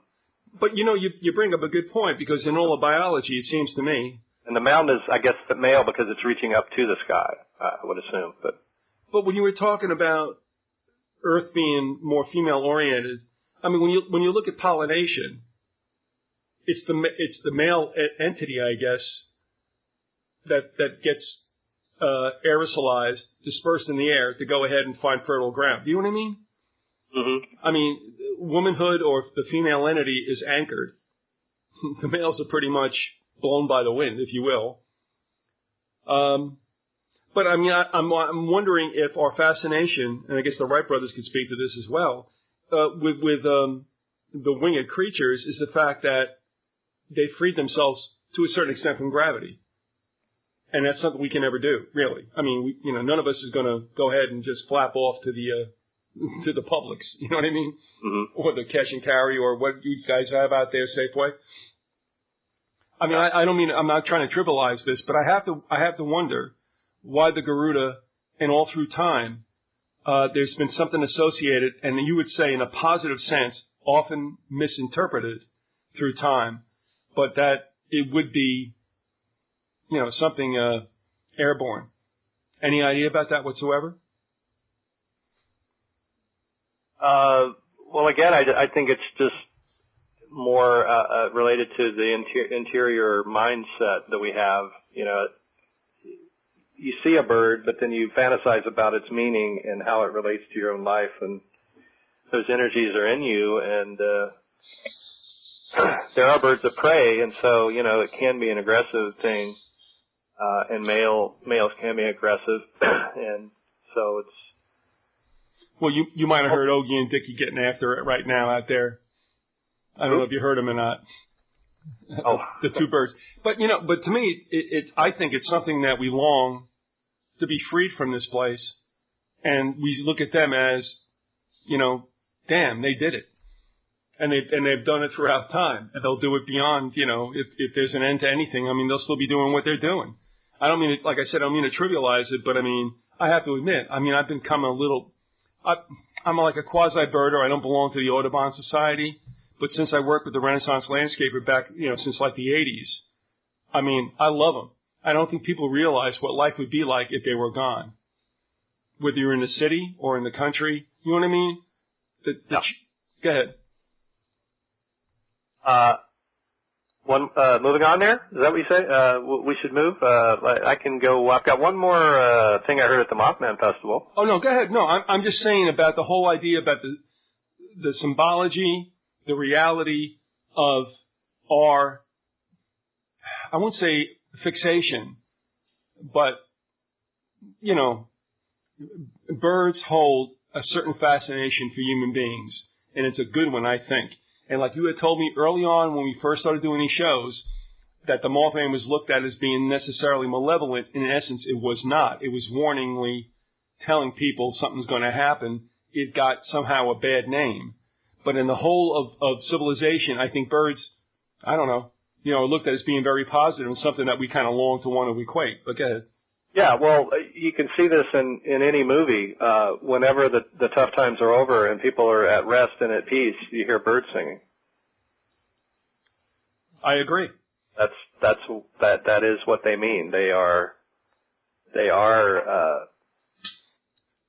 peace. They're ultimate peace, I think, in some ways. And I won't belabor this, but I will tell you. Inside the Grassy Knoll, the second edition is out, and I talk about how I got involved with animals to the point where we could have probably had an urban wildlife center in the place I lived in Teaneck. But I don't know. There was something very elevating, and I think there's a certain amount of jealousy, or you know what I mean, about the fact that, boy, I would really like, to be as you and cut free from the gravity of this place. So that's all I'm throwing out. And anyway, I want to tell you that Ogie and Dickie have interlocking cages, and they're free to go and come as they wish. Did you say the name Ogie? Yeah. Because Peter Moon talks about the name OG quite a bit. Og is a mystical land, more or less, and I believe, was this Welsh? Did the Welsh believe this? Anyway, the word has to do with vision. Ogle to ogle something, or ogle. Oh, sure, ogle, yeah. Well, it comes from Oglethorpe. I'll tell you, it's a shortened version of Oglethorpe, who obviously was a Brit that came and turned Georgia into a penal colony, which explains why things are the way they are down here. So, sorry. Well, the name Maddox means mound vision, in some sense, or Ma, cat vision. Andy, have you ever been involved with any anthropologists? Have you ever talked about this with anybody who's in that field? Not normally. All right. No, I just wonder if that would not be a good discussion. If there's not questions or theories that you would like to bounce off someone who's also attuned to the same things you are, but obviously more terrestrial in a certain sense, because they are involved with the terra firma. And I might be able to arrange that. Anyway. Good. No, I think it would be. I have to look around for the right person, but in fact, well, anyway, I won't go into that. There is somebody I know through a relationship with the old radio stations, but I'm not. We'll find out about that. Similarly, the word Montauk, AUK, is also related to OC or OG in some cases. And they all relate to vision, and also relate to the sound that a bird makes. Yeah. So birds fly, they have great vision, they make a sound like an auk, And Montauk essentially means mound vision, perhaps male mound vision, or something like, or it's definitely suggestive. Let me ask you one question too. The Montauks were obviously an Eastern tribe, but I will tell you that they're pretty much invisible. I mean, when I grew up, and if I did a little research on my own, which I did as a child, I mean, I knew about the Algonquins, I knew about the Iroquois, the Mohawk, the Mohican, the Lenape, but the Montauks didn't seem to be on the radar screen. Excuse that mixaphor. Is there a reason why the Montauks have been somewhat erased from the history books? I think it's because they intermingled with the Dutch, and when the British took the Dutch down went the Montauks. Wow. And they also sent a ton of witches in there. This is the weird thing. I think Moon even, sort of insinuates that it was purposeful. Let's bring as many witches as we can and send them all to Long Island out there to Montauk, and they'll mess with the Indians. So they did all kinds of things out there. And Montauk was obviously in our lexicon in the Northeast, if only because it, it had its own little weather thing happening, because it's out, and forgive me, but it's out a little bit on the eastern end of Long Island. I don't know if it's out on the Twin Forks, but it's out there somewhere, right? And if you're not okay. But you also, from what you sent me, or actually what I looked on Wikipedia also, which I trusted very little, that they did make inroads into the mainland, obviously. But, honestly, their traces are erased. I have never come across Montauk anything in the Hudson Valley and in Massachusetts, Connecticut, Vermont, nothing. Well, they changed their names. The tribes have different names. They took different names when they left. So, are you telling me the Montauk lived on underneath another tribal name? Oh, yeah. The Shawnees in Ohio, probably all the other tribes as well. But then you have that whole genocide that took place after the United States got done duking with the Brits, and then round two with 1812, which didn't really mean much. We do see a certain attempt, I think, at genocide in the 1830s, or even before that, really, because of Andrew Jackson, too. Let's face it, was an Indian killer before he became a president. And then, of course, we had that whole thing that happened in the southeast down here with driving everybody out, the Creek, the Cherokee, the Cree. And then, of course, the Seminoles weren't going to take that, which I loved them for, and they just stuck it up their ass as long as they could. Some of the Northern California tribes did that too. They were never missionized. But you got to remember, when you think of genocide, it's easy to get confused by anything that's not incisive. And I think the incisive way to look at it is that it's always class-based.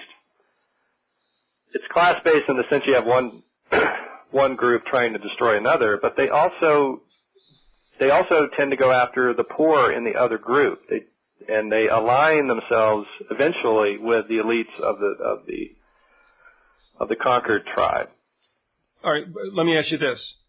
What made the ranks of the U.S. military with regard to domestic conflagrations were not really high-class human beings, if you will. Certainly not high-caste human beings. A lot of immigrants that came over needed a job.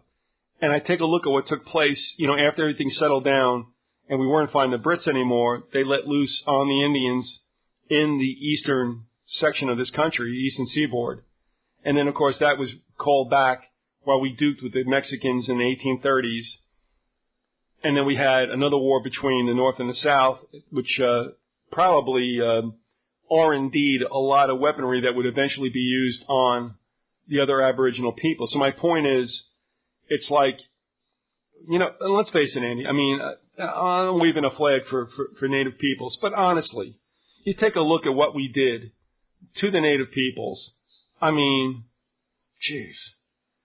how do you reconcile that? You know what I mean? With a godly nation. I mean, holy mackerel.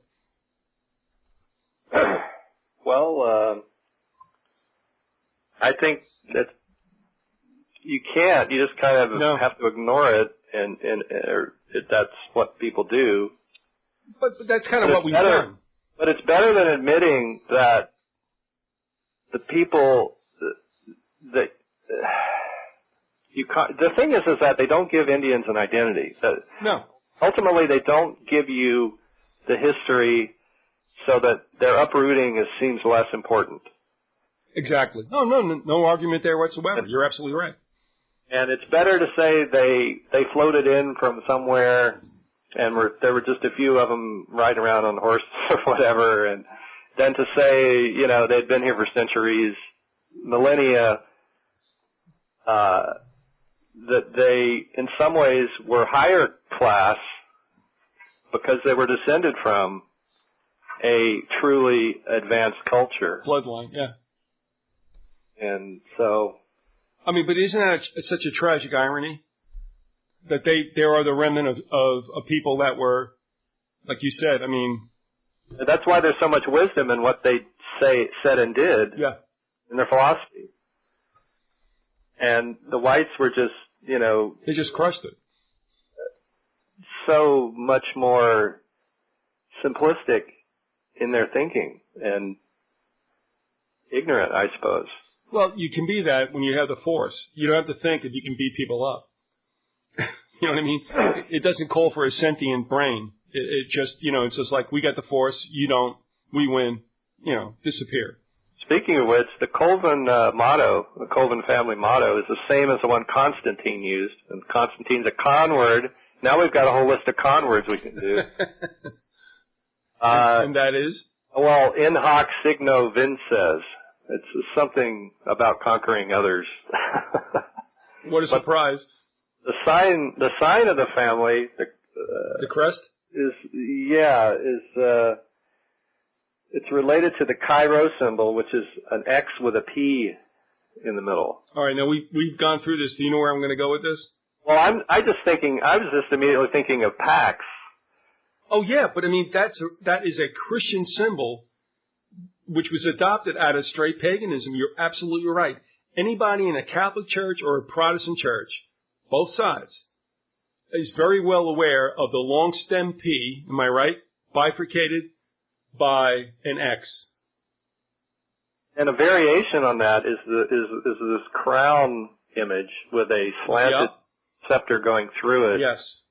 The angle of which may relate to the Eye of Horus and so forth. But remember also that Albert Pike, in his book Morals and Dogma, wrote about that, and as best they could in those days, giving graphic portrayals of those symbols. I mean, he was laughing. He's going, "Don't you understand, you idiots? I mean, the long stem P is the Egyptian Resh, and the X is an occult symbol. So, I mean, all they did was take that Resh and halfway down the stem, put on it the X, and there you go." And I mean, Pike, for as much as he was evil or whatever, I mean, called it straight. He goes, and this is an occult symbolism that goes back to Babylonia, and you guys are embracing it as something religious or, something Christian. So. And Pax is the shortened version of Philadelphia experiment that I've used. A PAX, PA/X, and then there's a Pax West Virginia that I had some weird experiences in once. Another word I've been playing around with is Sarah, because that's a Moorish name going back to, it actually goes back to Hindu Brahmin marrying Saravasti, and then that got transferred to Abraham and Sarah in the Christian story.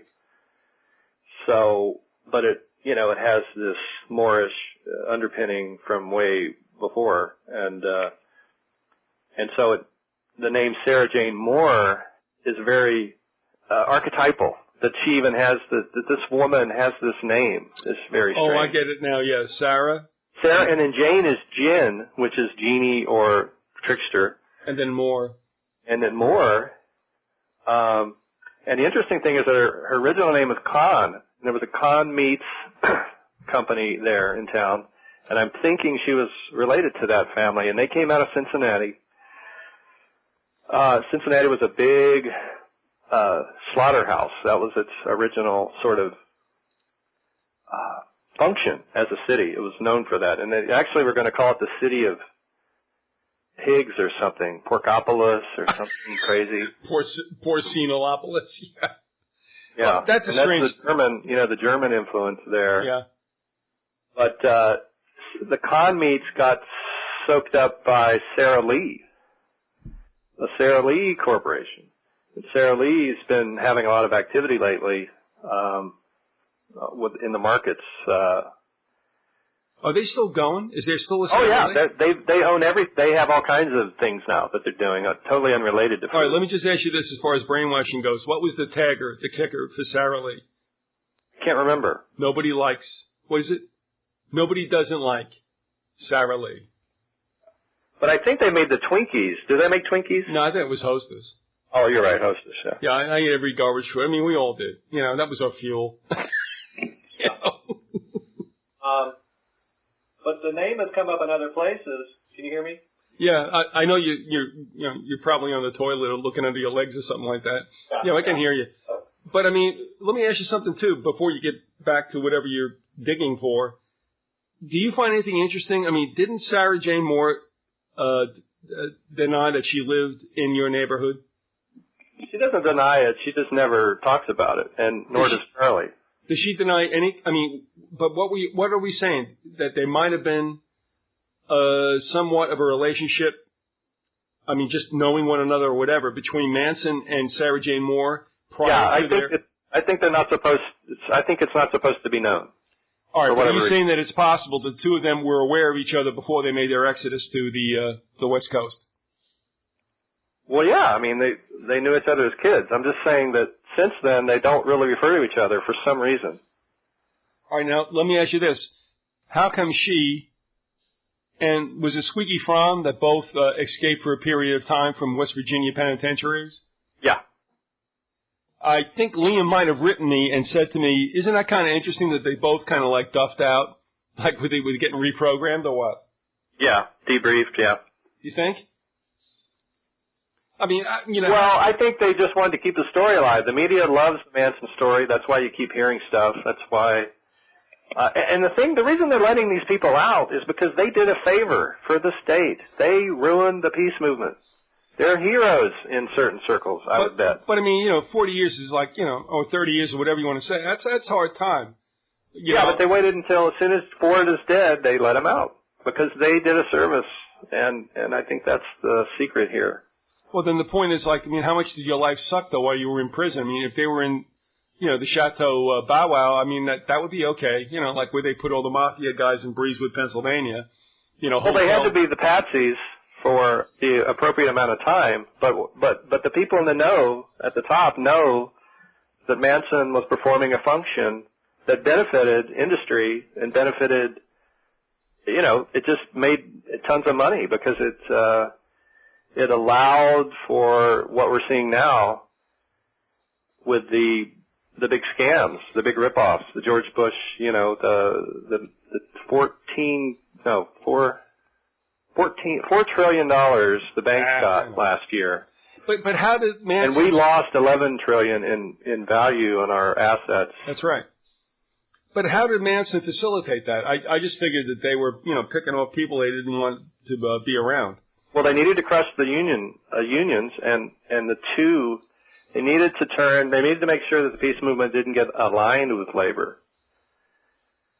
And that was a very clear sort of trend, is that the rank and file sort of union guys eventually were turned against the hippies and would beat them up and things at rallies. Well, there was an effort made to do that. Well, I remember in the 70s, after this all went down, Andy, I mean, it destroyed the family. It was to destroy the nuclear family. Well, what I was going to say is, when there were peace movements in the 70s, early 70s, 69, 70, 71, but mostly 70, that was a really pivotal year. I mean, they would have let loose the construction workers and the dock workers on the hippies. I mean, it was awful. I mean, we're talking now, everybody yells about the police state, but they were letting loose other citizens and letting them go to town, and it was a nasty situation, without a doubt.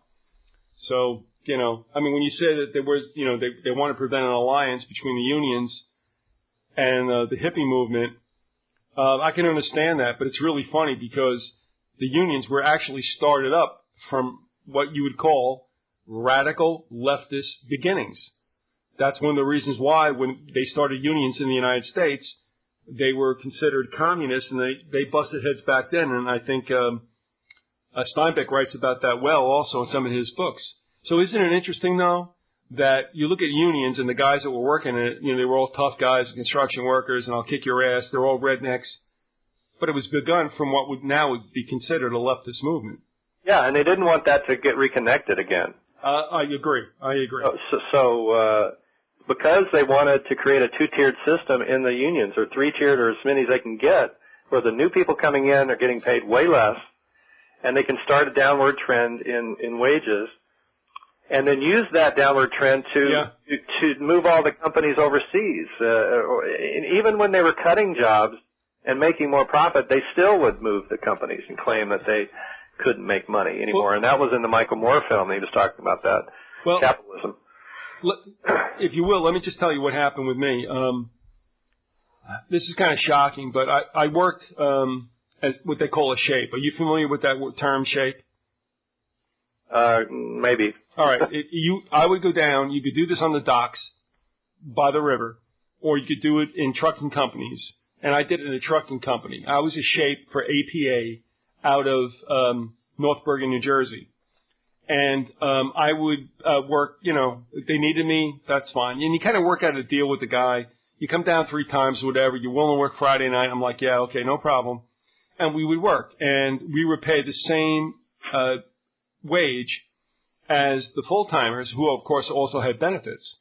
So, this happened like for 2 years, and I was freelance writing on the side. So if I was willing to do 3 days, and I mean, we worked a shift from, I worked from 7 p.m. to 6 a.m., but it was okay, and everything was fine. And then all of a sudden something happened. I don't know what took place, but we got kicked to the curb. And then there was some kind of resettlement, and we were allowed to come back at $5 less than the full-timers. I stuck around for a while. I was only one of 2 that came back. And the guys are looking at me going, well, you don't deserve to make the same money we do. And I'm like, look, you got benefits. That's a big deal. But I'm telling you right now, I said, what you don't understand is that I'm working at $7. You're working at $12.58. And this is back in 1980. What's going to happen is they can churn the workforce. Don't you understand? And they can bring us in, or people like myself, and kick your ass to the curb. And they never thought about that. Well, anyway, I eventually left. But when I went back to Jersey in 2004, I found the company had gone bankrupt, which I cannot believe. So anyway, it's a long story, but here's the thing. The guys were all in the union, they were all pumped up. I mean, I worked with these guys at the same rate. We were fine. I stayed around when I got reduced by $5, and I can't tell you what a kick in the chops that was. But I looked at them going, don't you understand? They can churn the workforce. They can kick your ass, fire you, find anything you want to, and bring people like me in for $5 less. And they never thought about that whatsoever. You know what I mean? So. A couple of other Sarah things. There's a company called Sarah, another company called Sarah, which does physics work, high-tech government secret stuff, and they're located in California, but they had a West Virginia guy, a physicist, whose name was, what was his name? Quorum, I think. Gee, that sounds strange. Quorum, who was working on propellantless flight in space, like creating matter. It's kind of an anti-gravity thing, sort of, but they're basically trying to create energy from nothing for use in space vehicles or whatever vehicle. Yeah. What about for like terrestrial vehicles, so we could use right now? Well, it is the secret, more or less, to interstellar travel, or even like manned UFOs or things like that would need. The problem is getting the appropriate amount of power in there to burn fuel. There's weight issues with the fuel, and so if they could find a way to make it happen inside the vehicle, like a Wilhelm Reich kind of thing, where you're taking orgone energy and making it manifest, making it into a usable energy force. So that was a secretive kind of thing, and Jack Sarfati wrote about it in his Destiny Matrix 2 book about these shenanigans. It seemed Robert Byrd had an interest in Sarah. This would be the longtime West Virginia senator? Yeah. Okay. Yeah, it's one of his pet projects is to fund this type of esoteric research.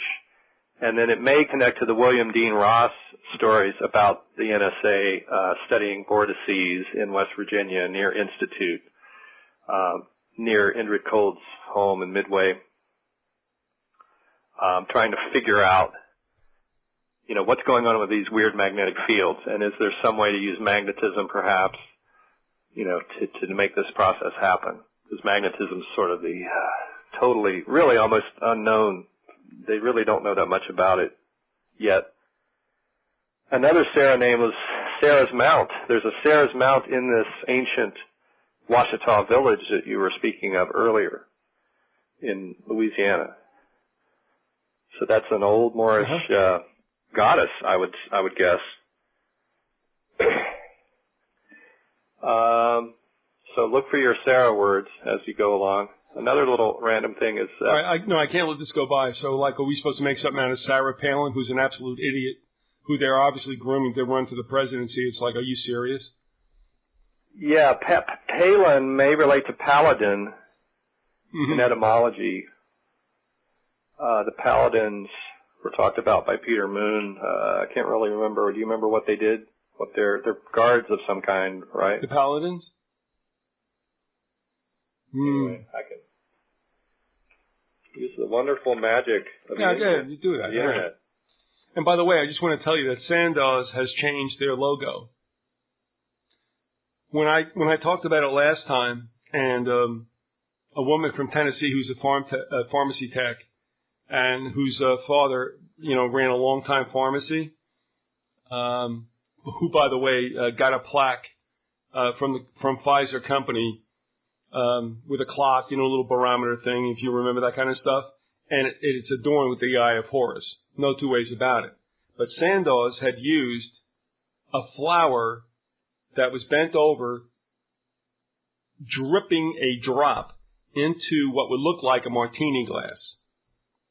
Now they've lost that, and now I've just got on the website, Andy, and Sandoz now uses a capital S inside a pyramid.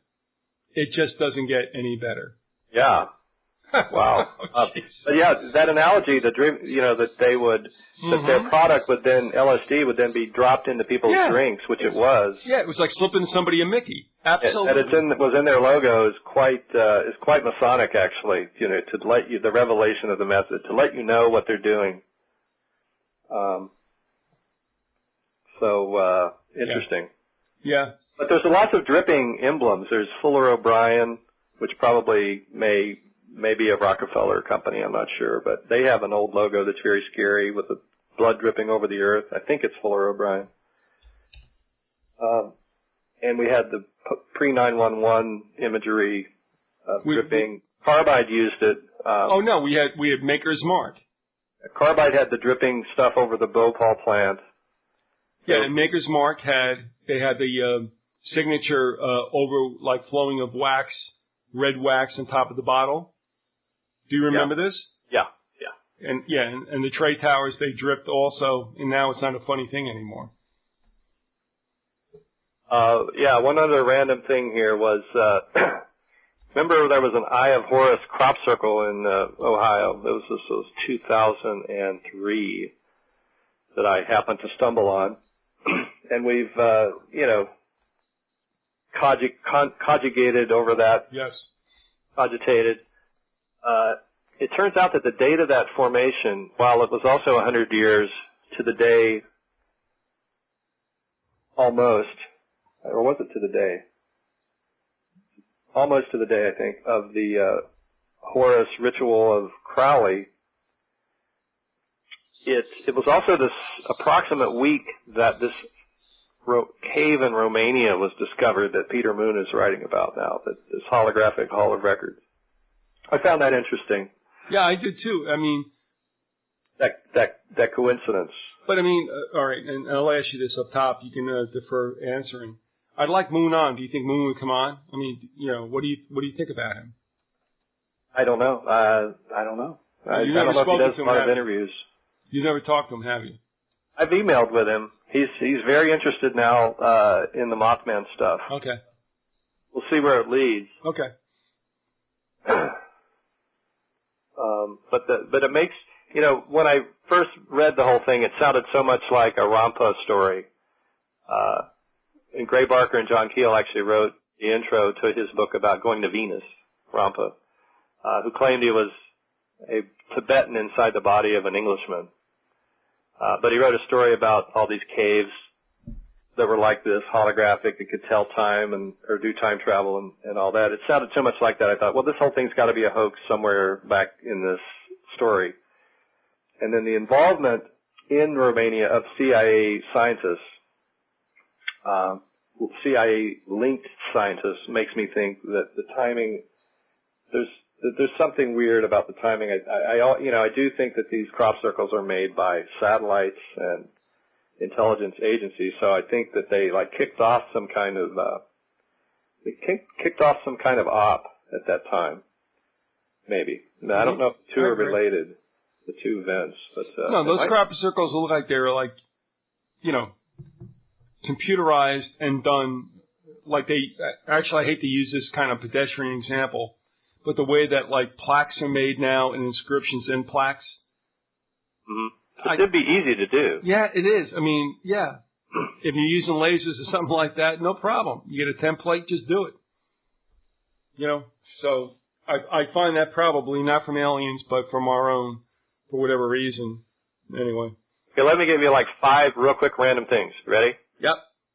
In Newark, Ohio, in the Chillicothe area, they have a bunch of mounds and earthworks. One of them is the size. It's a circle that's the size that will fit the Great Pyramid in it, just right.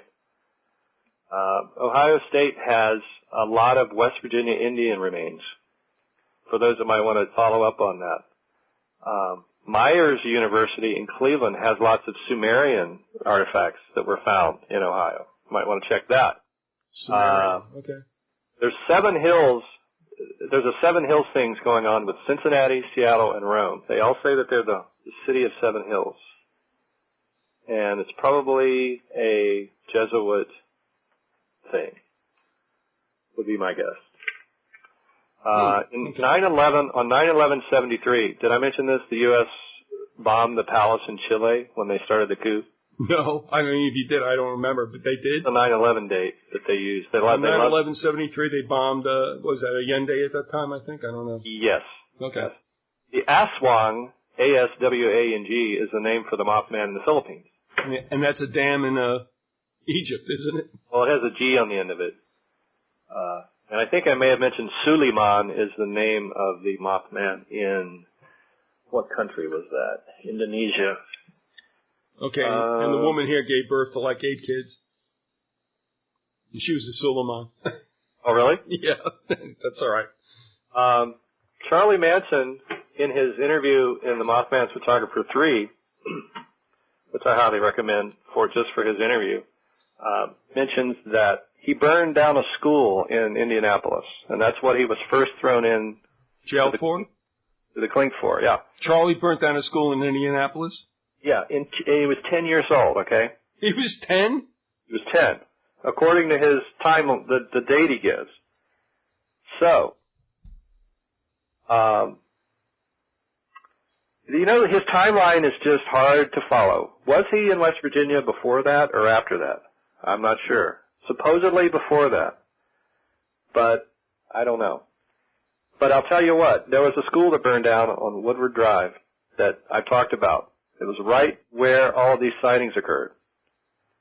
And I'm starting to wonder if Charlie wasn't the person that burned it down. And that would have been in West Virginia before the Indianapolis event, right? Right. Okay. So maybe he was 9 years old. Okay, yeah. It would have been like 1943, start of the war. He's got an issue with the war. He says in his last, hurrah in the interview, he goes this pre-prepared statement. He says he's locked in the Civil War. His prison isn't prison. It's the Second World War. When was Manson born? I think it was 34.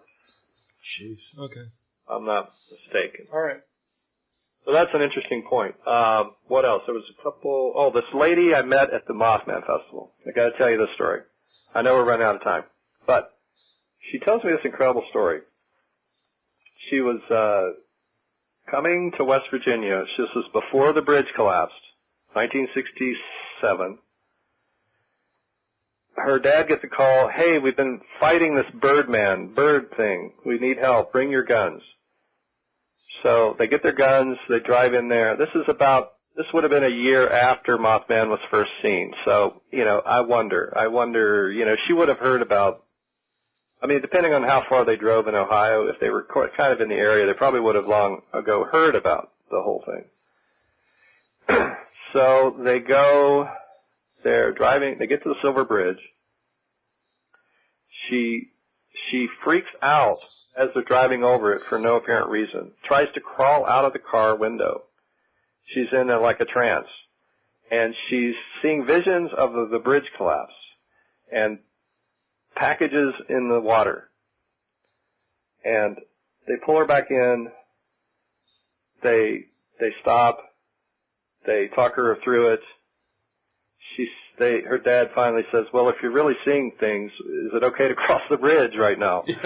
Yeah, okay, we can do that. And so they cross the bridge. But on the way, she has another vision of where there's a bolt missing. And so they get to the other side. She says, no, there's a bolt missing. And they go and they look, and she claims that they looked and they saw the bolt missing from a connecting point. And that her dad made notes, muttered to himself about getting in contact with this or that person to get it to alert the authorities. 2 weeks later, the bridge collapses. So that's her story. Well, she also tells this amazing story of what happened when they were in West Virginia looking for trying to help out this family.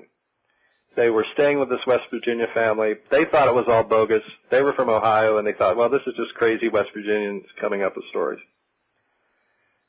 But she hangs out with the daughter of the family in West Virginia, and the daughter has been talking to this bird thing in the woods for some time. They go out there to the woods. The girl says, yes, he's here. He's out there in the woods. He talks to me telepathically, and this Ohio girl is very skeptical. Yeah, sure, right. And but as time goes by, she just plays along with it, right, to see where it goes, and pretty soon she actually sees it and assumes that it's a puppet of some kind being run by the older kids, but can't find any strings or ropes, and the older kids have gone. So there's no one there to run the thing, but she sees it moving, she sees it breathing. She starts hearing voices in her head. She starts asking questions to it, and the other girl will answer the questions. It's like all three of them are connected telepathically. And she starts getting weirded out, of course, as you would, and thinking that this thing is too much. There's, it's. She kind of paints it in a scary, somewhat negative light, which is normal. They go back to the house. They go in, and the house is besieged by a bunch of paranormal activity all through the night. There's bangings all over the house. They see the Mothman on the porch looking in. There's scratching on the roof, banging on the roof. the men are out there with their guns trying to see it, but they, can't find it. And then in the morning, they rush out and drive back home. And then when she gets back home in Ohio, then it comes to her home in Ohio and tears a bunch of the roof shingles off above her bedroom. And that's the basic story. Oh. Okay. It's a good one. Yeah, it is. No doubt. It is. I mean, what do you make of it? Yeah, I don't know. I'm just holding out for a little bit more, a little longer to see if it, where it goes, if anywhere. So that's all I've got. Oh, is that all? That's all I've got. Oh, gee, I'm disappointed. We've only gone like 2:15. And let me tell you this. You have now broken the land speed record for the most consecutive minutes in a single interview. Yep, you did it. How's that? 2:15? Mm-hmm. Yep, straight 2:15, although we did pause it a little bit, but we won't count that. Yeah, we went that long. Well, we're all caught up. All right. All right, I'm going to throw one last thing out to you, and this is going to just be for like your take. I mean, for your notes, I'm just asking you cold. John Bonanno, who has been on the show and stuff, has talked about the 9-day news hole where a story lasts that long and then it disappears. And we were looking at, the balloon boy story, although it got a jump on the 9th day because the mother admitted that the whole thing was a hoax. But I'm going to ask you, and this is just from, an interested, person, with regard to swine flu and a lot of other things, what is your take on the fact that they pretty much rotate, they bring 5 to 7, boogie things into your life, and they rotate them out and bring you more.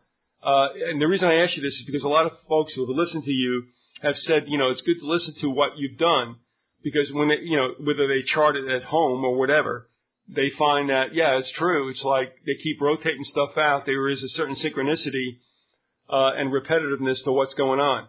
So what I'm asking you is, what about the 9-day longevity or shelf life for a story, and whether or not they have to goose it every so often to keep the fear factor going on? Any take at all, Andy? And remember, we're dealing with, there's the balloon boy story, and there's a swine flu thing, and unfortunately there was another devastation over in Afghanistan. What about all that? How do you view that? Well, I think the 9-day cycle is interesting. It seems Masonic, right on its face. Yep. Because that's a powerful number, and it's right before 10 when you have to sort of switch over. Well, I mean, you sort of chart and stuff. The cat has 9 lives. So I don't know if there's something the way in the human mind that it works on 9-day cycles. There may be. Yep, that would be all right. That might be a factor. Yes, absolutely. Just keep that in mind, because a lot of the folks who have listened, and we're going to have another guest on, Robert Denton, who likes to listen to what you've got to talk about. And, well, hey, you were on with Denton, weren't you? Yeah. Yeah, okay. So, all right, there you go.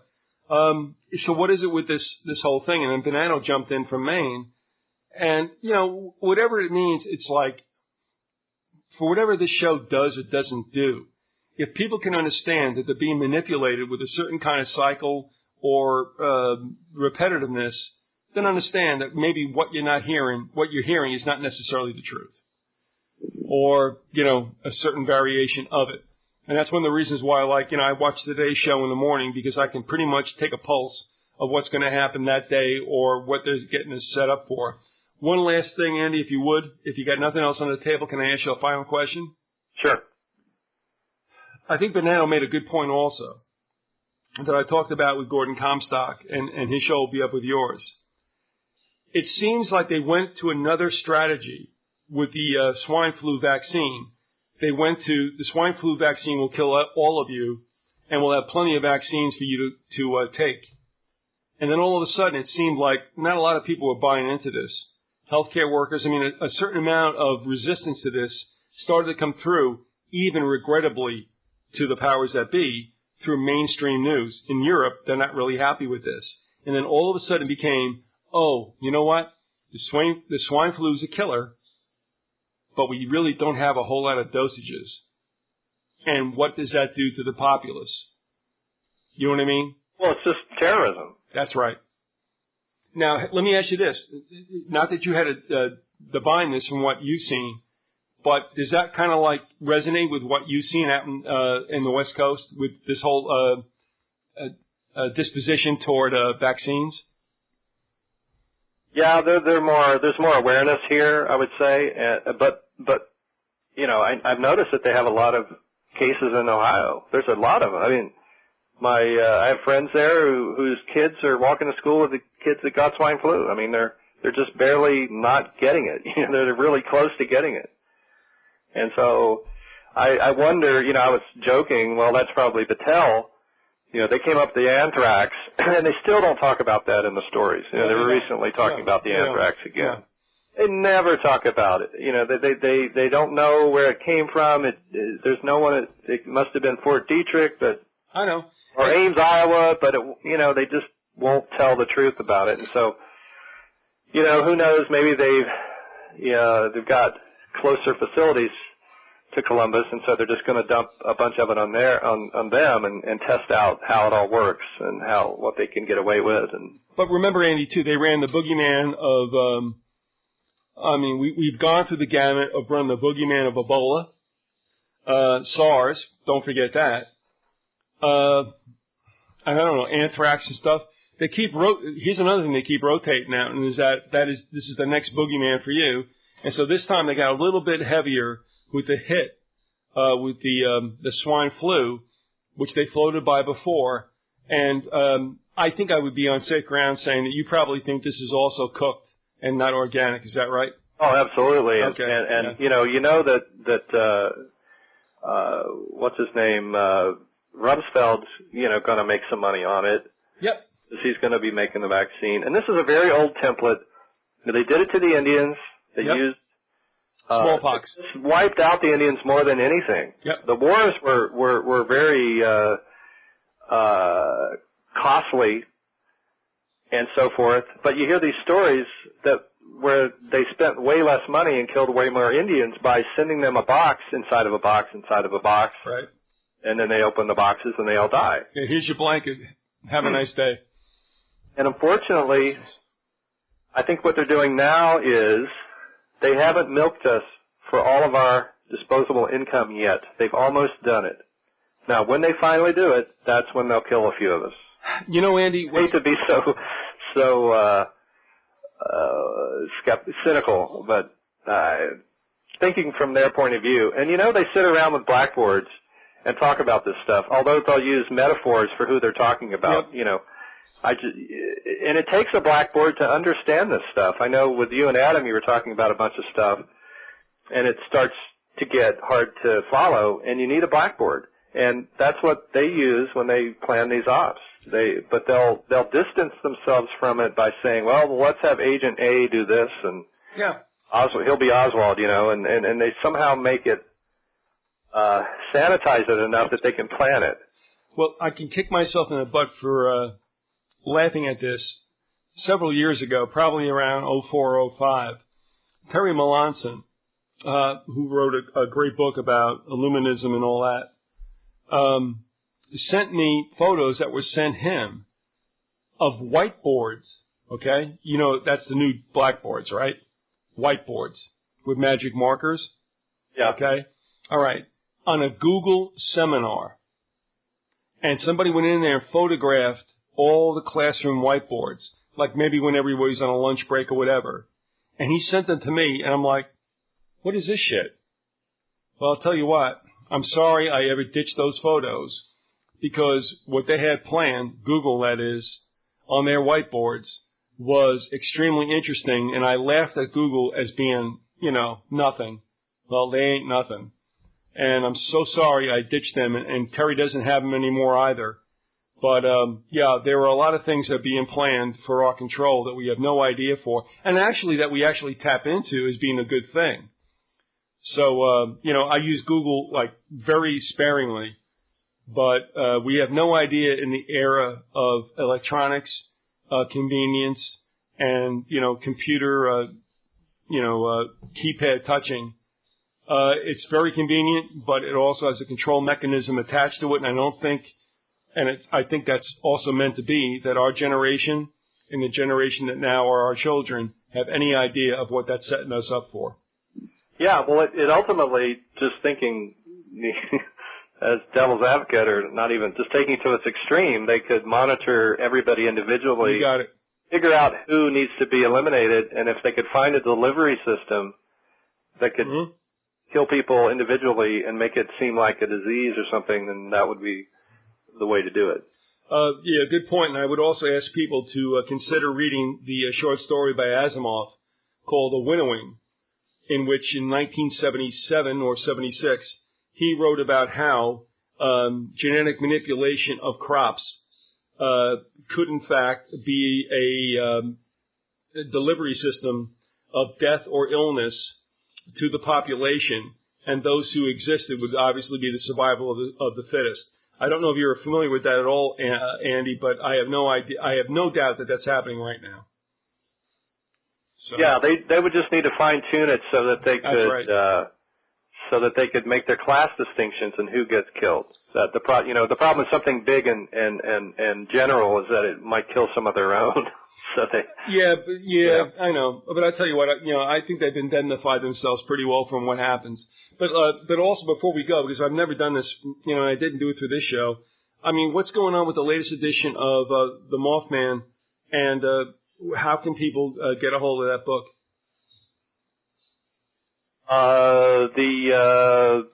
The Amazon's got the Mothman's Photographer 1, 2, and 3, and they have all 3 editions. Okay. Yeah, I don't, of course, would love to have people order it from me directly. So well, that's okay. Now they can do that. How do they do that? Go into AndyColvin.com. Yeah, but I understand that a lot of people, when they go into a small site like that, they don't want to go through all the rigmarole, putting up their information. But mine's pretty easy because it just goes through PayPal. All right.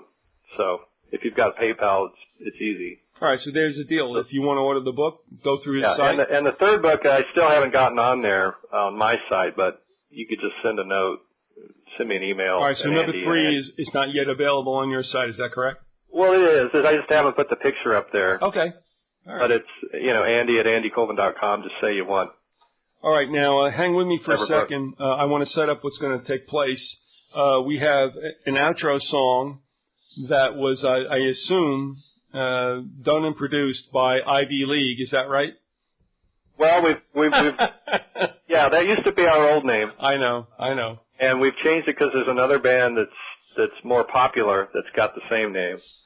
And so we've just changed it slightly to Interdimensional Vortex League. Oh, man. So it's still Ivy League, but spelling it out now. All right, so we can blame you for the composition? Yeah, this was, I'm trying to remember how long it took to write this. It wasn't long. I think I had maybe, I don't even say how short of a time it took to write. Don't do that. Don't do it. No, don't do it. But it was recorded next to the Williamsburg Mound, which is the highest mound in Ohio. So we were trying to pick up on the mojo of the mound. So you did it on location? We did it on location. Excellent. Into a laptop. Okay, we didn't even use a real microphone. This is straight into the laptop. Raw audio to the max.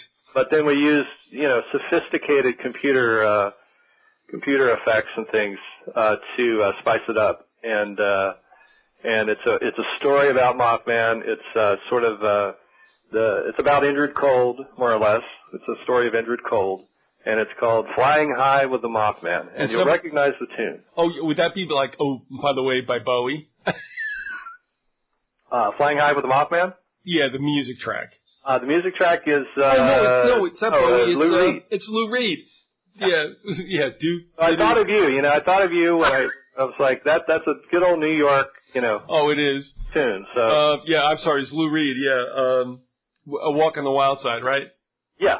All right, I just got to tell you something real quick. When Rolling Stone really was Rolling Stone, instead of this rag that it is now, I don't know if I ever told you this or shared it with your audience, but you remember we only had stereo for a long time, right? Mm-hmm. And then, like, in the late 70s, we got, quad. Yeah. Do you know quad name?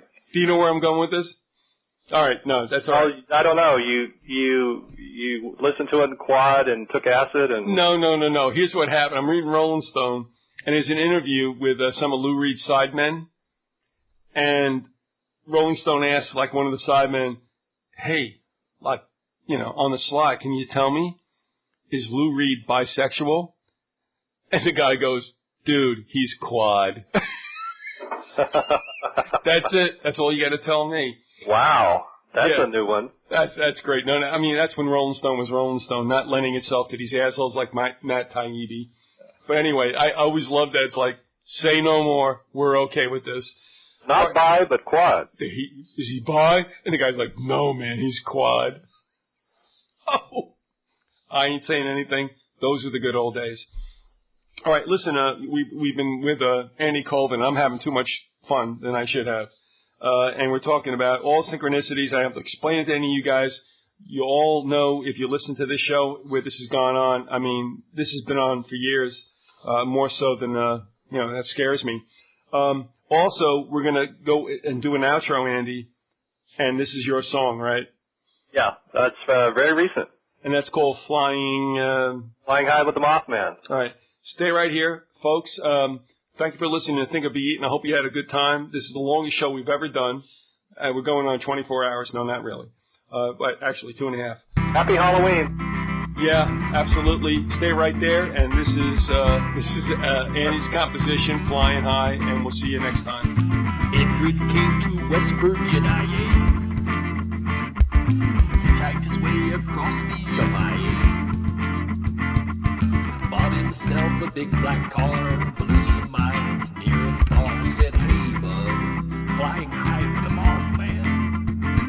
Said, hey, pal, flying high with the Mothman.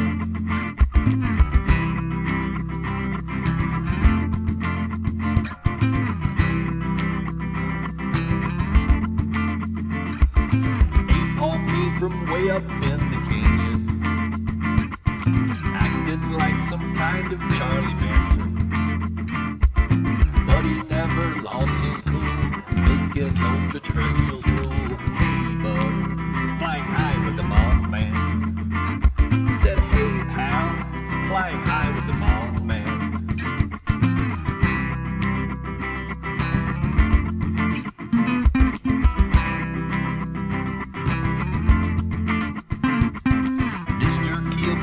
The TNT got some phone calls from the CIA. Bigfoot scat was something to fear. Aliens coming up the rear. Said, hey squids, flying high with the Mothman. Said, hey bigs, flying high with the Mothman.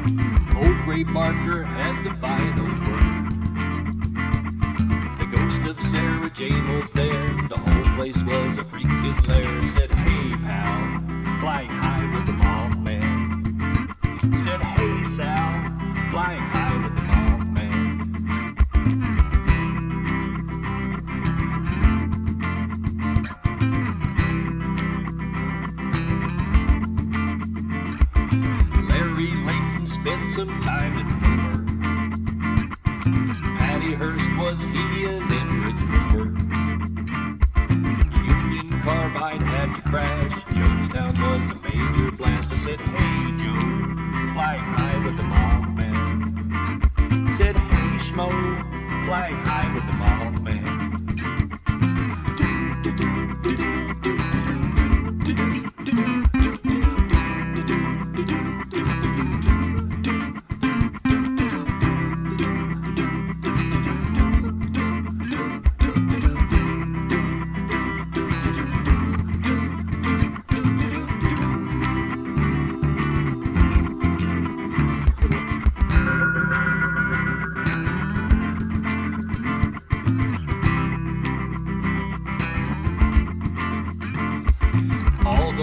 Were hanging round the mounds.